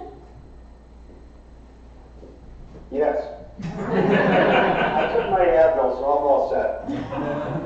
All right, do you want to give us an update on facilities? Sure. The biggest goal, I guess, or action step, was kind of anchored with this master plan that I had brought to the board during the capital presentation. That went through the boards, but unfortunately we couldn't advance that because it didn't make the referendum. So that's kind of been marked as continued. I'm going to revisit that this coming November when I present my capital for 23-24 or 24-25. Another piece of that was the collaborative work that I've been trying to build with the town. We're talking about playgrounds, we're talking about parking lots, we're talking about roofs, and that's been formalized. It's been very successful with cross-planning and work scheduling with Jake Muller, who's my counterpart with the town. We share our resources, so we're both very comfortable with that relationship. And the dividends that it's paying right now with how we schedule the work and how we get the work moved up and done. Another big piece of this, the goal, is kind of centered around the alternative high school. And there's been a lot of discussion about what we're going to do with the alternative high school. We're going to look at different real estate pieces. So we kind of came together collectively and tried to look at expanding the existing footprint of the alternative high school, utilizing the patio that's currently there. Dr. De Silva, Liz, myself, we had discussions with the housing authority who manages that property, and kind of given it its initial kind of green light to move forward with some of the conceptual designs. So that's where we are right now. I've met with design build architects and the construction companies to try to get an order of magnitude for what we're going to look at dollar-wise to do this. It's a very simple design. It's basically just adding about 600 square foot to the building. So the next step is I will be getting that price probably before the next board meeting. And hopefully I can get some conceptual design. And part of the agreement with the Housing Authority is to present that to them as well as the residents so that they can get a feel. There's a lot of concerns about the aesthetics. They have a new pavilion that's there. They're very concerned that this will kind of intrude on this pavilion and kind of ruin the vistas and views. And so all that's been incorporated into the initial design.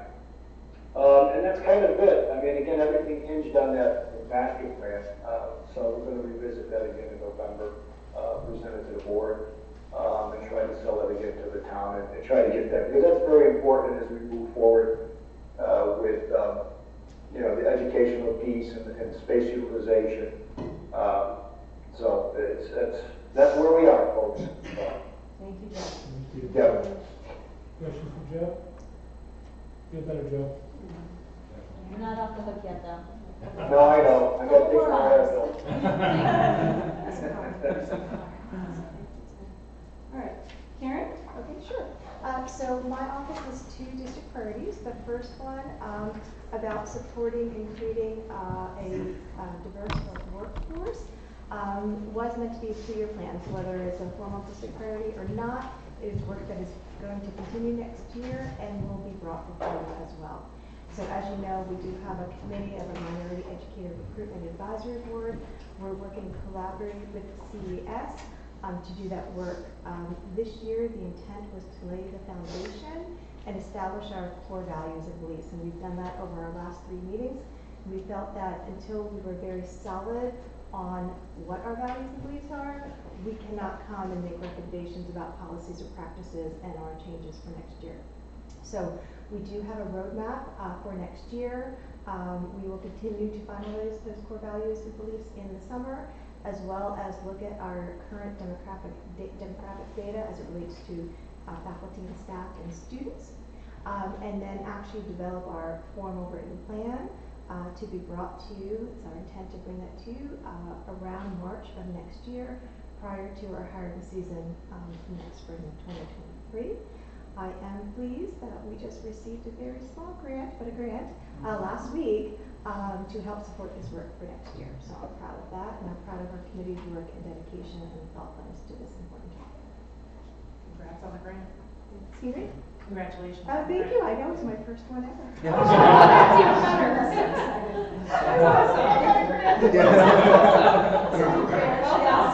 asked both Corey and I at some point to, it was her first grant, if we could help her write it, and both of us. Nobody responded. We just never responded, and she took it on herself. No, so good for you, Karen. And so my second priority was to support the professional growth of our Ridgefield administrators. As you heard from me over the initial district priority and the update, we did not have the same supports for administrators as we do for certified staff, and we felt that that was a significant need here. So we did develop an administrative evaluation committee. We worked all year long, and I want to thank Corey for being my partner in that work. She established with obviously Susie and Liz a pilot in which we sought feedback from that committee as the process went along. We have revised and had a draft new proposed administrative evaluation plan based upon the Connecticut guideline and their model, which is required by state statute. That process requires that the Board of Education approve the plan as well as the state of Connecticut. So next board meeting, you will be presented with our proposed plan. So I look forward to going through that with you then.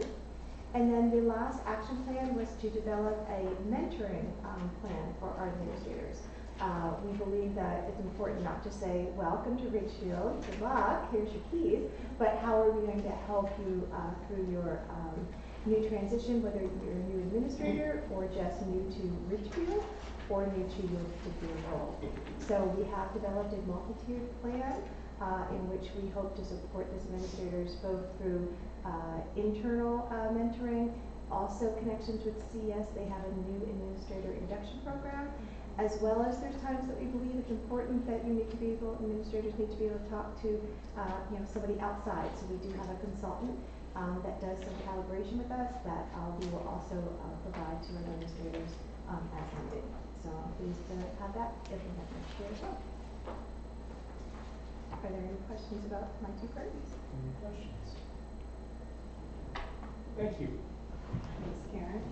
Karen. So I'm going to take the business department goals or priorities, because I think that would be a little hard for Jill to Been here a week. I know, come on, Jill. But they're actually both connected to transportation. So I should preface the conversation with, we did hire a new transportation director. He's been here just short, I think just about 2 months, if that. He's actually maybe a little bit less than that. So one of the first priority, the overall, we want to look at our district's transportation practices, and I think that that's going to be an ongoing process, not only because we have a new transportation coordinator, but we had a new business director, and now a new director of finance. But the first part of the work Dawn did complete, which was to assess the impact, or let me take that back, to actually identify which students opted in, opted out. We didn't get all of the data that we needed, but we got some. There's been some challenges with that, and what our transportation director has found is that in his assessment of our great data, our first student is our bus company, but then we actually have a routing service too for a student. It doesn't really reflect our current day-to-day pupil transportation practice. The routing company has been using this for a long time, and so perhaps the way it was originally designed, it just doesn't match up to what we need right now. And so he's been doing a lot of work synchronizing the data across the different platforms with PowerSchool. So that's really been his priority. I'm actually reading from his notes. It's really been his priority, along with correcting some of the areas of eligibility that reflect the school-by-school street list. So we want to be sure that we're communicating clearly and accurately, and what I don't want him to do as a brand new transportation director is provide data just for the sake of providing data that's actually not completely accurate. The next step, though, that he is looking at is looking at all the runs and cutting out duplicate stops, which is something that the Board of Education asked us to consider doing for the same schools and readjusting those runs that have been just over time neglected, and then determining, which is another priority, is determining which type of bus needs to be on our fleet needs to be used, whether it's a small bus or a big bus. And then in terms of the ridership, we do have the ability with the routing system that we have to do basically 2 models. One that is our all of our students, which is what our policy basically supports, and then which is the opt-in, opt-out. Again, the challenge is we don't have all of our families responding, and so I don't know if that's going to be the cleanest data to provide, even once we correct those problems. What he's really been navigating, which is incredibly important and connected to this priority, is identifying our high-cost transportation costs, whether that's special education alone or even just extended hours. So we have transportation for special education students, perhaps, but also extended hours that are not necessarily special education, that are going to Trumbull for the magnet schools, for example, and might be staying later. So he's been trying to figure out, actually alongside myself, at times Dr. Hanaway, where can we maximize and find savings relative to those costs, and really paying attention to costs. And we've already found some small savings within our budget by making those small adjustments. So ultimately, we didn't get to where we wanted to be with this priority, but I'm really proud of how we've gotten so far, given the absence of a transportation coordinator and someone that's really gotten in there and looked at it with a really different set of eyes, let's just say. So that's where we are there, but as we actually shared at this strategic planning committee, I think that this will be a priority for next year also, and a discussion topic at strategic planning, and perhaps really can give a more concrete update. In terms of community and communication, in the 2 years that I've been here, we've really worked hard on being as transparent as possible, and that's really for everyone. So it's for the Board of Education, of course, all the town boards, the community at large, our teachers, our families, our students, and communicating as frequently as possible through multiple modalities. And really the purpose of that is to increase awareness and understanding, but also not providing information in isolation and providing a contextual framework for what the work has looked like. In addition to presentations, we have podcasts, we have RPS News, we have our Friday updates, we try to use social media, but what's really been important is even repetition, because I think you know, I've said this before, is that when you see something once in the fall and then you come back to it next fall, you can't necessarily make that connection. So as often as we can, repeat, remind, connect the dots for people that perhaps aren't as close to the work as we are. And I'm actually proud of how we've done communication-wise. We've sat at meetings at the library where it's been us and maybe one other person, which would probably Allison Pratt, who's now it's left the Christine, building. she's here. Oh, Christine. Thank you, Christine. Christine Moore and the team. And if it's not Christine, it's Allison. But it doesn't matter. We'll keep doing it. And we'll do it over and over again, whether people come or not come, and we'll continue to advertise as much as we can. And that's important for us to know that we've gone that extra step, and we're not going to stop doing that, despite the fact that we may not get an audience. Along those lines, we've actually, after the budget process, I had some time to reflect, and I thought, geez, it seems like it feels like, maybe it's not, but it feels like we're doing a lot of repeating for many different town boards. It feels like we've said this, it feels. So what we've decided to do is now we send, and I'm sorry to the Board of Selectmen and the Board of Finance, but we're sending all of our communications to them as well. Because it does give them, if they're in the mood and they have the appetite to listen to a podcast, or watch a Board of Ed meeting, or at minimum get the slides, or listen to a presentation on the MAP program, it's there for them. They can always, go back to it. So I don't know that I sought their permission, but they are part of our distribution list now, and we do engage them in that. One of the pieces that I think our team is really proud of is exploring the opportunities for the early morning care, or early morning programming, let's just say, for our late arrival schools. Would we have loved to provide something for all of our schools? There's no doubt that we would have loved to do that, but I think this is a great first step. We'll assess it, see how it works, and then make decisions for future years. And again, I was really proud, mostly, and Linda's not here, but that it wasn't just let me go to the closest thing or the path of least resistance, but they did a comprehensive study, collected information from lots of different programs, lots of data, and then ultimately made the best decision, what we believe is for our families, that's cost effective, convenient, local, connected, safe, and it's not babysitting. They're going to get a program in the morning, which is amazing, and so we're really proud of that. As we move on to the collaboration with community stakeholders, there's multiple layers to this. So certainly I hope that the town and other bodies that we partner with feel as if we've been transparent and connected. We try to be everywhere as much as we possibly can, but there are only so many days in a week and so many hours in a day, but we try to be accessible, available, communicate.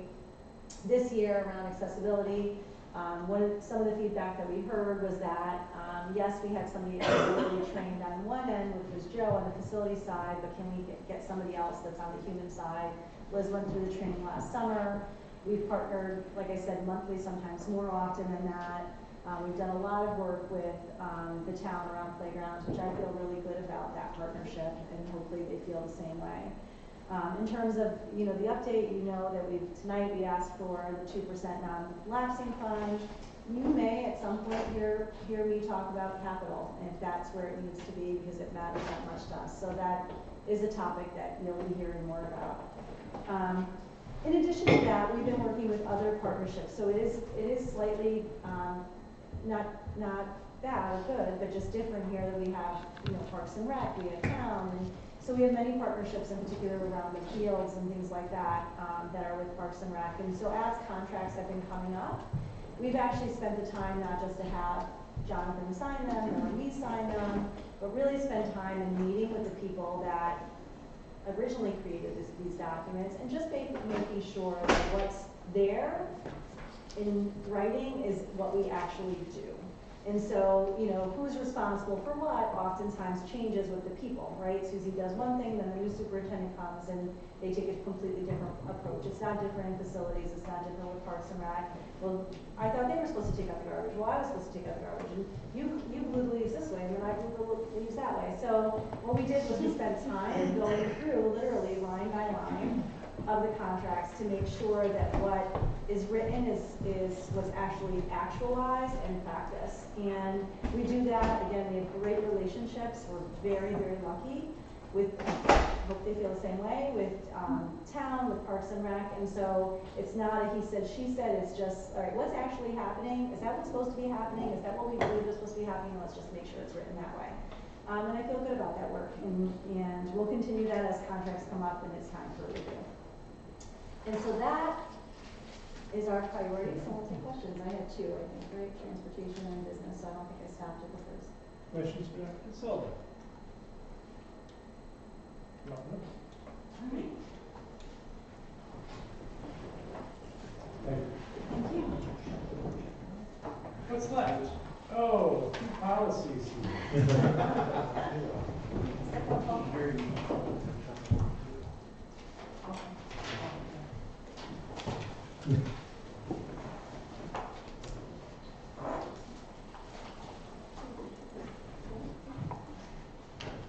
Mitch, you want to take us through these first few policies? Sure, I'd love to. So the first policy for first read this evening is RPS policy 1331. It's prohibition against smoking.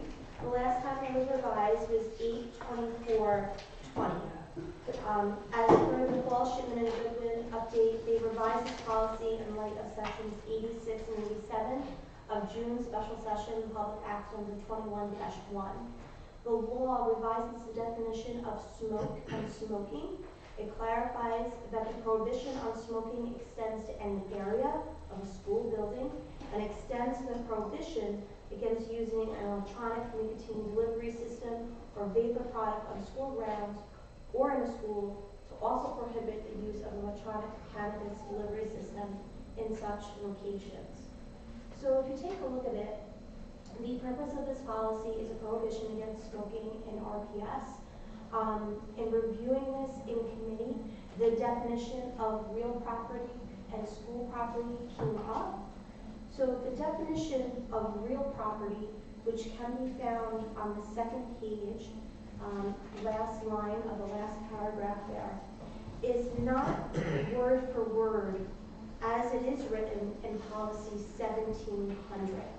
So there was just a question of consistency with the definition. Dr. De Silva is amazing. She was able in just a short amount of time to obtain clarification from council for us. Our meeting was just this past Monday. So this is council's response. So again, we're talking about the consistency of the real property definition in this policy as is also written in 1700, but not word for word. So the short answer is, our model policies on these topics generally track relative statutory language, which sometimes refers to school buildings and grounds and sometimes refers to real property or a school. Despite these differences, the bottom line is that smoking and possession of deadly weapons and firearms are prohibited in school buildings and grounds and at school-sponsored activities. And employees are prohibited from possession and use of controlled substances while working. So in taking council's response into consideration, I prepared for you this evening for board discussion and input what the definition would look like revised. Because our next policy meeting wouldn't be until June 20th. So I thought we'd have the discussion here on whether or not the board felt to revise this definition. I hope that's clear. So if you look at policy 1331, the last two sentences, it says real property means the land and all temporary and permanent structures comprising the districts. And then you'll see the blue revisions, right? So all of that blue language right there is language that is in the definition in the term in 1700, but not in the term in 1331. And as council said, again, I'll read this again here. Sometimes refers to school buildings and grounds, and sometimes refers to real property or a school. So this is not a revision that Shipment and Goodwin is telling us or suggesting to us. It's something that I have in front of you this evening because I know it's a first read. I want you to have all the information on whether or not we would like to, as a board in Ridgefield, have the two definitions the same. Is that clear? You have any questions on that, Sean? Yeah, so the first part, real property, means the land and all temporary and permanent structures comprising the district's elementary and secondary schools and the administrative office buildings which burned down. Period. The second sentence seems to me extraneous. What am I missing? That is what the definition, how it's read in 1700. I think it's just listing out, you know. Well, then it's missing a lot of things like cafeterias, and I mean, that's why I'm thinking it's extraneous. We've already said all the property, all the buildings, everywhere. Full stop. So why do we need a second sentence? I think it doesn't contradict it, I think it convolutes it. You'd strike that sentence from. I would, but I'm not a lawyer. So this is not, from what I got back from council's response, this is not something that is a statute language. Right. So it's more a Shipment and Goodwin language. So if we wanted to strike it, it's not that we're striking law. Right. Okay. I'm hoping to be completely wrong about this, but No. that's No, how I it adds ambiguity. No, and that's why I wanted to bring it forth to your attention as a board. I thought we could do it all together instead of waiting till June 20th and then having to come back again. So I prefer the one sentence definition Yeah. as well, and one saying that in Yeah. both policies. Okay? Anybody else? I really thank you guys for this discussion. Anything else with this policy? Any questions on it? No? Okay, great. Thank you so much. I really appreciate everyone's time. So the next policy up is RPS policy 1700, possession of deadly weapons or firearms. So last time it was revised was 3/22/21. So as per the fall Shipment Goodwin update, they have revised this policy to clarify that deadly weapons and firearms are prohibited on school transportation. The law has always prohibited possession of deadly weapons and firearms at school-sponsored activities, which include school transportation. But this revision specifies that school-sponsored activities include school transportation. So one thing that I will do, according to the last edit, is I will take out that last sentence for real property in 1700. Any comments, questions? Yes, that's fine. Excellent, thank you everyone. So the next one is RPS policy 4118.231, alcohol, tobacco, and drug-free workplace. This policy has been updated in light of sections 86 and 87 of June special session public act number 21-1. It is very similar to policy 1331 with the updates. They further revised this policy to clarify that while Connecticut law allows for the legal use of marijuana under certain circumstances, because marijuana use is still prohibited under federal law, the use of marijuana at work or outside of work, if it impairs an employee's ability to perform their job, constitutes a violation of this policy. Any questions with this one? I have a question. Go ahead. So, I totally understand the federal versus state. But outside of work, if it impairs an employee's ability to perform their job, how is that measured? Is that defined somewhere? Because is it based on simply a drug test? Is it based on something else? That line in page, what page is it? Page 2 of 3, right at the top. I just think it's pretty vague of how, there's a lot of factors that could impair an employee's ability to perform their job and whether or not they're using marijuana in the state of Connecticut. Unfortunately, it's legal. How do we discern? Yeah, so we got stuck on this sentence actually at the committee level, and I think ultimately if we knew that an individual was unable to do their work and it was connected to that, it would be violating the policy. So I'd have to think really hard about how I would actually know of an example of that. But I think it allows for it, and I think that that's, okay. So if someone was, home and decided, to smoke marijuana before they left for work, and perhaps it impaired them in whatever capacity it did, and we knew of that, then it would constitute a violation. But we got stuck on that sentence. I actually think I changed it even further than that. I don't know how I changed it, but I did. Do we do drug tests or random drug tests for the staff and? We do not do random drug tests, no.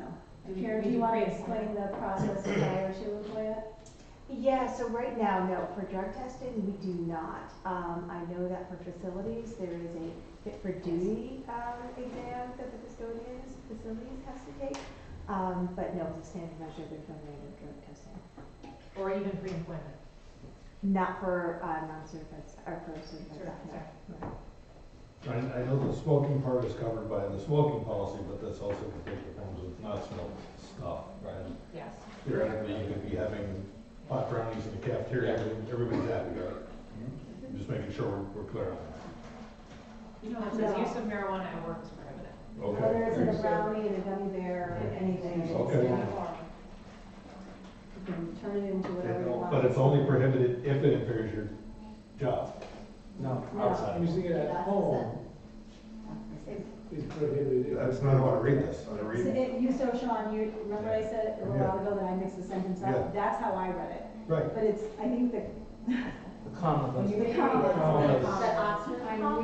No, this is regular comma. oh, this is regular comment. It's a regular Right, but the modifier is only if it impairs their ability to perform their job. That's only. So if it doesn't impair their ability to perform their job, No, it's the use of marijuana at work. That's all by itself. I think it needs to be by itself in a sentence with a Or period at the outside end. of work if it impairs an employee's ability to It perform. needs to be in their a job. sentence by itself with a period. Two separate things. You Yeah. can absolutely separate it. This does say, if they use it outside of work and it doesn't impair their ability to perform their job, It's okay. it's a non-starter. And if that's what you guys intend, then that's fine, it's legal in the state, our voters have spoken. The law. But the way I read it is if it doesn't impair their ability, game on. So That's how I it's would like to No, suggest. not outside of work, read it again. So I would like to. Modify it again. I would like to suggest then that to avoid any confusion, that we have a separate sentence. Yes. That's fine. Yeah. That makes that easy. Yes. I think that would solve the problem. So can you reread that piece with just 2 sentences? So I know we put the I would use one sentence with A and a B, 2 parts. Sure. like the statute. The use of marijuana at work is always prohibited. The use of marijuana outside of work is prohibited if it impairs the employee's ability to do their job. Is that the Right. ARB? Yes. Yeah. Or-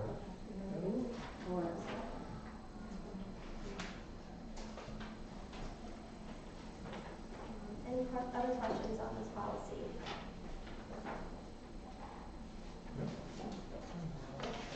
So are we staying with at the bottom, I'm sorry, at the bottom of page 2, the school property, doesn't that fall into our discussion of school property, real property? This one doesn't have a real property definition. So in this one, real property is called school property in this policy.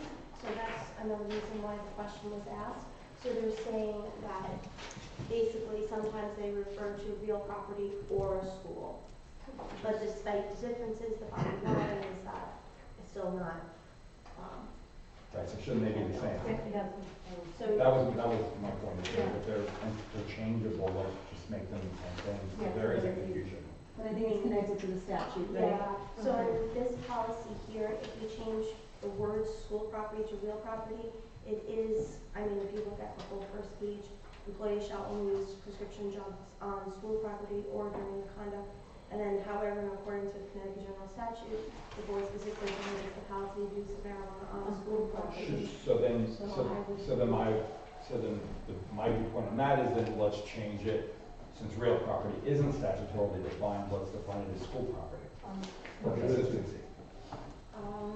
So school property everywhere. Because sometimes it's required. I think you bring up a good point. I would just say that in real property is being used in the community relation policies, so we might want to keep it as real property, and then school property in this one, to our council's point, where real property and school property are interchangeable. Could we create a policy that defines it and then have that cascade to all other policies? Instead of having to, it defines the terms, and then that policy can just be used as the master data for all of these others, so it doesn't have to be repeated in every policy. That's a great point. That's a really good I point. mean, it's a bigger, thought. it's definitely a bigger Just Right. question easier to than manage. this. No, Oh. so I think Liz's question is what actually led me to ask the question in the beginning, right? Yeah. Because when you're dealing with legal documents, when you define the term. You can refer to policy XYZ instead of. Exactly. instead of Yeah, rewriting the it. definitions policy. Yeah. The problem is, so we don't have that currently. I know that would be a tremendous undertaking to do a definitional, kind of dictionary for all of our policies. So yes, the quick fix here would be to change real property to school property, just to have it as school property.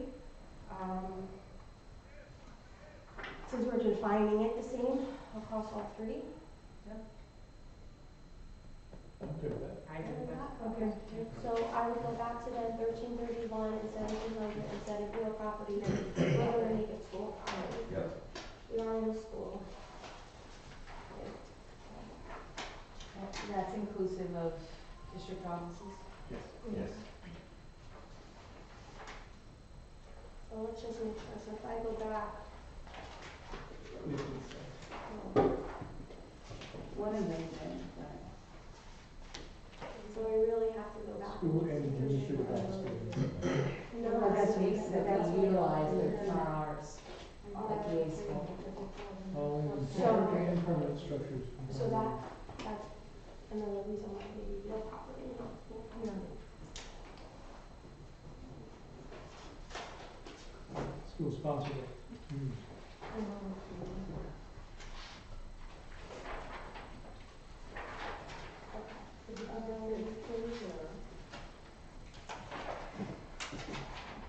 We're okay with it being school here, and it relates back to the statute. We shouldn't change World 118.231. And we should leave that as school property. 1700, you could say school property means all the land in the playground, permanent structure, playground district, commercial, secondary schools, and administrative office buildings. It's not changing anything there. Okay, but then prohibition of deadly weapons and firearms. In accordance with Connecticut General Statute, the possession and or use of a deadly weapon or firearm on the real property of any So, school. Rachel, I apologize for jumping in, but I do wonder if it's connected to statute and the language is coming from the statute, we probably have 100 other policies that say school property and other ones that says real property. So unless we're gonna go through every single policy to make sure that the language connects, I wonder if we should, if they're saying that they're defined in the same way, and I believe she said it's connected to the statute, where they say the statute was written, I worry about changing it. And then again, we have a bunch of others that probably, if we were to do a search, likely. I agree with you. Well, I thought the point was made earlier, and I apologize because I might have missed the beginning, that in these two policies, it wasn't statutorily defined. The first two. The first two. Right. But this particular one is, that she just mentioned. So it's not statutorily defined, but when you start reading the policy and then start talking about the statutes, they use certain words. Then that would be statutorily defined. And in the way that I'm using it. So if real property is mentioned in that statute, then it has to be real property. But so either I missed it or. No, I was thinking it as defined as if you go to like Connecticut general statutes and I see the definition of. Oh, no, real but if that term is property, used in that statute, then we have to use that term. Correct. So I would be comfortable with. Absolutely, if it's in the statute, it has to be. I think it's going to create, I think Liz's suggestion is excellent. It's one that actually does keep me up at night. That's why I brought up the question to begin with. As long as we're on the same page and we realize that property and school property are interchangeable, I think we should do that. Well, they're not interchangeable, because it's dependent on the statute. Yes. So if the statute And the says real policy. property, then we have, well, our policy is dependent on the statute. So it doesn't matter what our policy says, our policy has to mirror the statute. Yes, correct. So we can't say whatever we want, it's gotta follow the, or should follow the statute. So the statute is real property as defined below, then it's real property and school property, if that's what that statute says. Well, sorry for bringing any confusion, but I thought it was a good No, no, it's conversation good. to have, you know. Because it leads to that bigger It is conversation confusing. also. It is, you know. And it's confusing to go through. Yeah, actually, this grounds. School grounds. Doesn't say property. New dynamic. Can I just ask, I'm just wondering, does this include like medical marijuana, or do we not even get involved in that? I mean, I have the some answer to teacher, that question. you know, a teacher has a prescription to be used, they're going through chemotherapy or something, and they're, like, You have the answer, because I think we also discussed this once before with the different policy, but let's hear what your answer is. Okay, so when it comes to electronic nicotine delivery system, shall mean electronic device use and delivery of nicotine for that specific one, so that's section 87. Electronic nicotine delivery system does not include a medicinal or therapeutic product. That is in. Yeah, that's nicotine.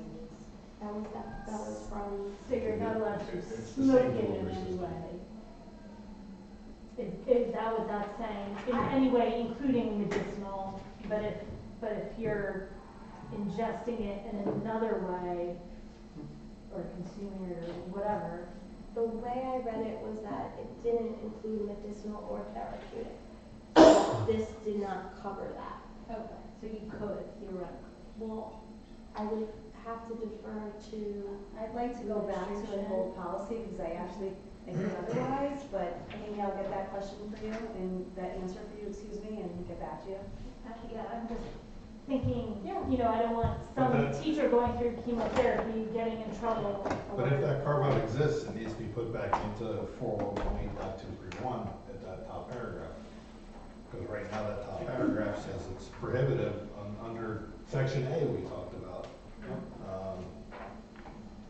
And that would be conflict. If that's the case, I'll circle back.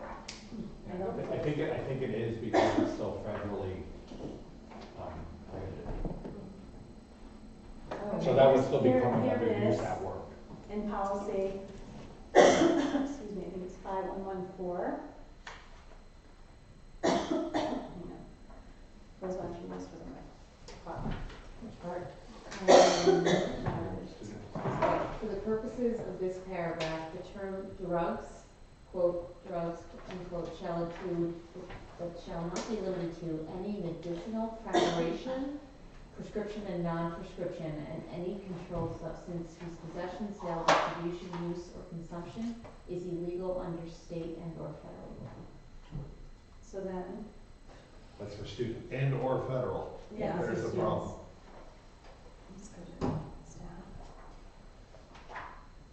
We'll get the answer to that, how's that? That was a good question. Yeah.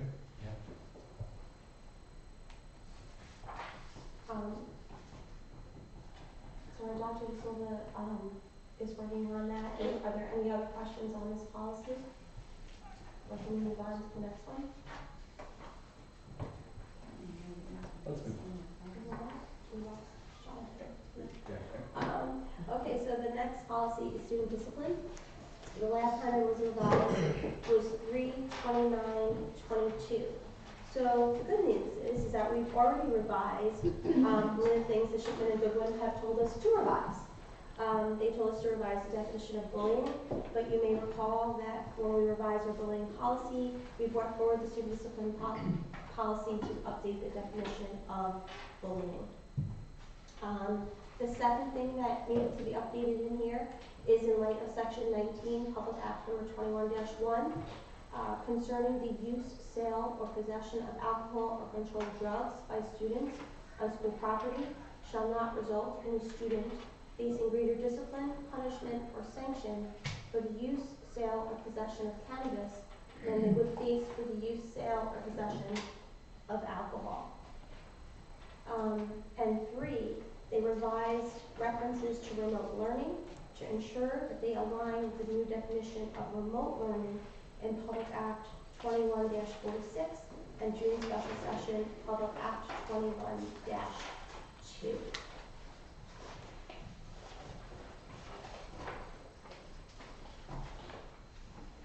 Any questions?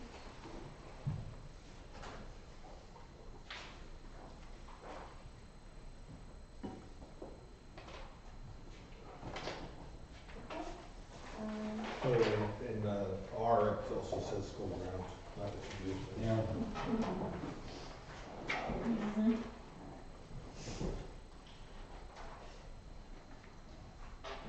What got me on these was the similarity, they're the exact same nicotine delivery system is a cannabis delivery system. It's literally the same thing. But because they're defined different, they're defined separately in the statute, we have to define them separately. Do we have anywhere in here, I'm just looking through it, that covers the edibles as well, or is it just smoking? They don't, I don't think any of the policies speak specifically to edibles. Okay. But it doesn't it say somewhere in whatever? It does it? Okay, that's what it is. Yes. I believe somewhere. And under section 3. I was it somewhere.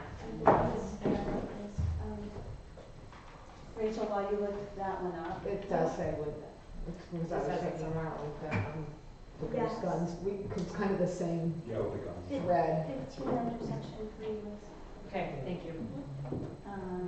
use or consumption. Got it, okay, that makes sense. And the brownies are more dangerous than the. Gummy bears now too. So Which is good. Rachel, if I can go back. Yes, absolutely. Thank you, Dr. 4218, employee alcohol, tobacco, and drug-free workplace. Employees shall only use prescription drugs on school property or during the conduct of board business. They have been prescribed to them by a licensed medical practitioner, and such drugs shall be used only as prescribed.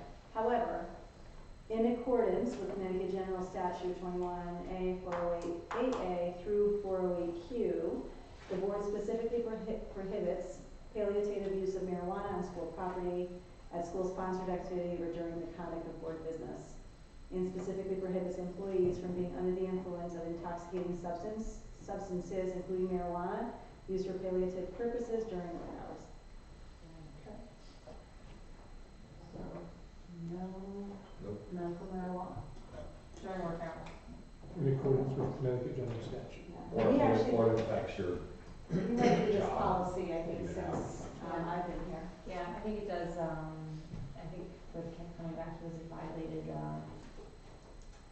child endangerment.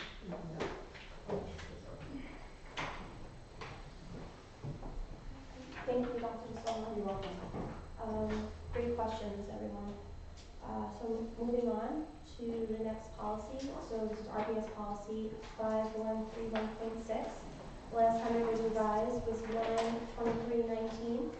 They revised this policy in light of section 19, again, Public Act number 21-1.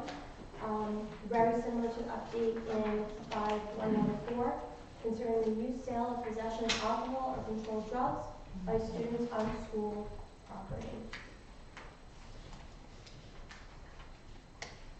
Any questions on this policy? But not real property, just school property. Grounds. Oh, school property. The other two policies I think I saw were one was school, one was real. There's a couple in there that are all great too. See, I'm not crazy, guys. I'm sorry, what a question. Questions on this? Good? Okay. Moving on, next policy is RPS policy 6149.7. 446.1, reading practice. The last time this was revised was 11/8/99. I'm gonna let Ms. Gillette take this one over. Sure. So recently, we did bring to the board the weighted grading policy, which was formally included in RPS's grading policy. So what you see here is just a general overall policy on what parents can expect in terms of notification across the different. He's not thrilled about this policy. No. It's just report cards. He likes to eat them. He thinks it's homework that we're talking about.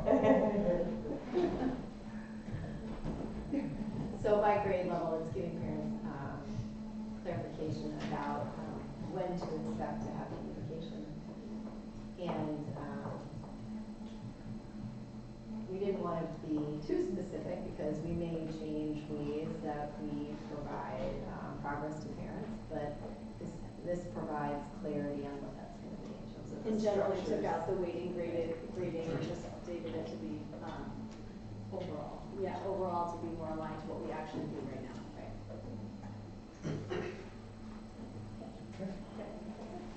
So these can all come back then for a second read with the changes that's recommended here.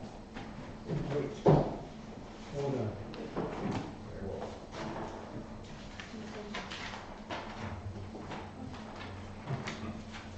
Okay, item information with enrollments first. Sure, I'll keep this brief. So you'll see the latest monthly enrollment report. You'll see the minimum changes at the K-12 level.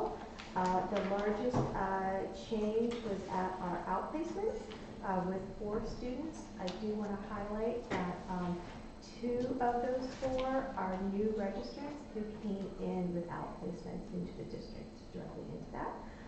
So with a net change of 2 students since last month. Can I just highlight something on that, shamelessly?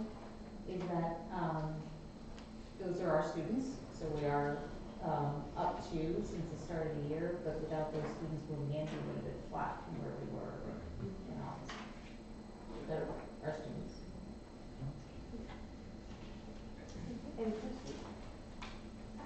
I have a question, but I'm not sure if this is the appropriate place to ask. But I'm just wondering about kindergarten registration for September. And I'm just wondering how that looks compared to this time last year. I know that there's a new system, right? There's an electronic system now for registration, and then I also know that real estate is very different than it has been in prior years. So I'm just wondering if that's affecting registration. Yes, so that's a great question.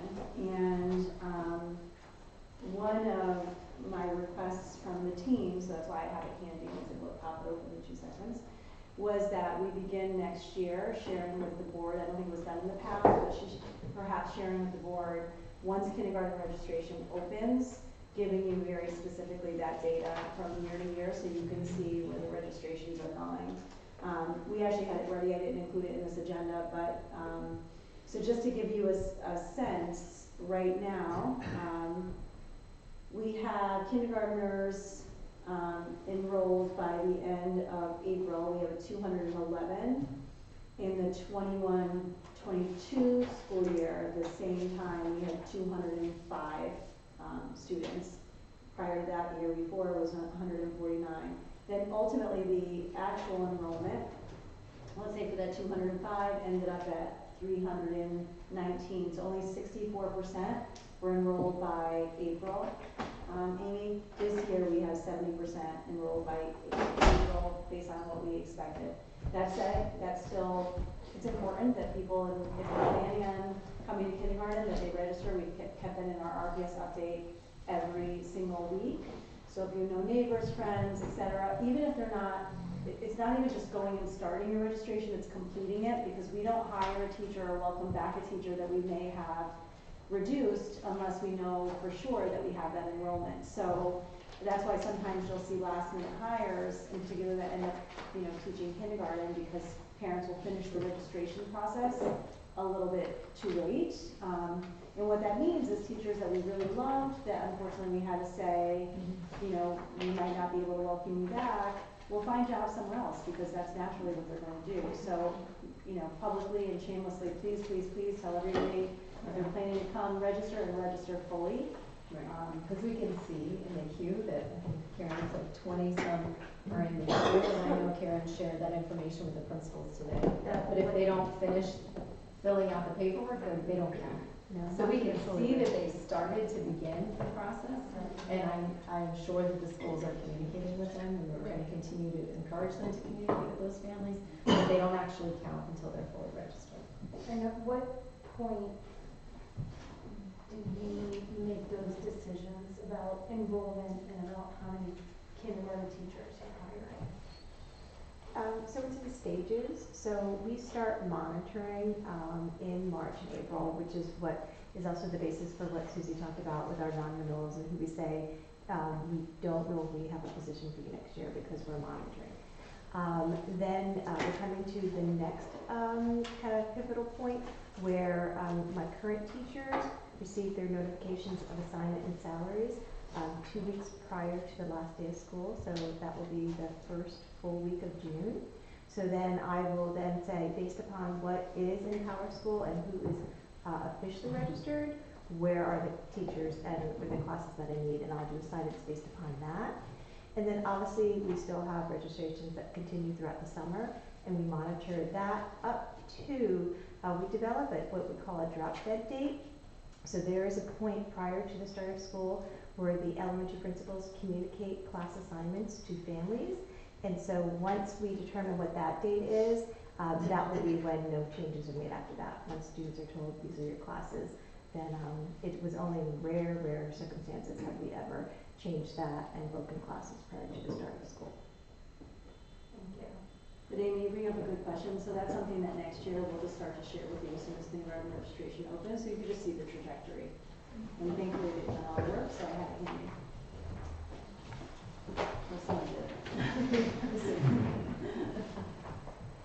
So then moving on to a second update, you'll see that we have some resignations and some retirements, and just a few other new hires at this time of year. Any questions on that? No. Thank you. Thank you. Thanks, Ken. Correspondence to the board, so any public comment? Any public comment this evening? Yes. Right here? Yes. Okay. Good evening, everyone. My name is Christine Moore. I live on Scott Ridge Road. Hello. And I'm the parent of a current 9th grader at Ridgefield High School. First, I'd like to thank all of you for your continued hard work and dedication to our children. You all make a difference. I'm here tonight to talk to you about the importance of teachers remaining politically neutral in the classroom. As a public school teacher myself for the past 25 years, I've always made it a priority to keep my personal political views out of the classroom where they belong. This doesn't mean I haven't been asked directly by students what my views are. It means I've always used those questions as opportunities for teaching. For example, when I was directly asked many times, for whom did you vote in the presidential election? I use it as an opportunity to teach my kids about voting, that it's a basic right of every American citizen, and that it should be exercised personally and confidentially. When I was asked about my personal opinion about immigration, I used it as an opportunity to teach my kids what an immigrant is and about the immigration process in this country. The countless questions I've been asked over the past 25 years could fill many books, and I may write it one day. My point is that teachers need to remember the power and influence they have in the classroom, and there needs to be an acknowledgement and a deep respect for that power. Teaching children how to think, not what to think, was always my objective and should be the objective of all teachers. We teach children the basics in the early elementary grades, but as children get older, the role of the teacher becomes more of a facilitator of learning. I urge this administration and this Board of Ed to stay vigilant in ensuring our teachers continue to facilitate learning in our students, to encourage and allow independent and critical thinking, and to promote much-needed problem-solving skills. All of that can and should be done without a hint of personal political agenda attached. The Ridgefield Public School teachers are amazing, and I appreciate everything that they do for our kids every day. May we always remember that the goal here is to educate and to produce independent thinkers. Thank you. Thank you.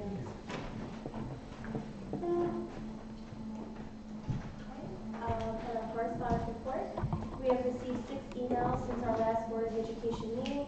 3 emails regarding the health and safety issues related to COVID.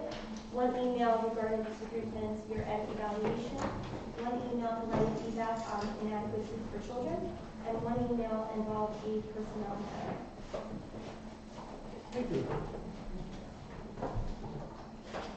At this point of the evening, do I have a motion, not to adjourn, but to convene an executive session? I move that the Board of Education convene an executive session for the purpose of conducting the superintendent's 2021-22 year-end evaluation, inviting the superintendent, Dr. Susie De Silva, Assistant Superintendent of Curriculum and Instruction, Ms. Corey Gillette, Assistant Superintendent of Social Services, Dr. Liz Hathaway, Director of Personnel, Ms. Karen Dewing, Director of Finance, Ms. Jill Brown, and Facilities Manager, Joe Moritz, into the session. Thank you. Joe? Seconds? All those in favor of moving into executive session? Okay.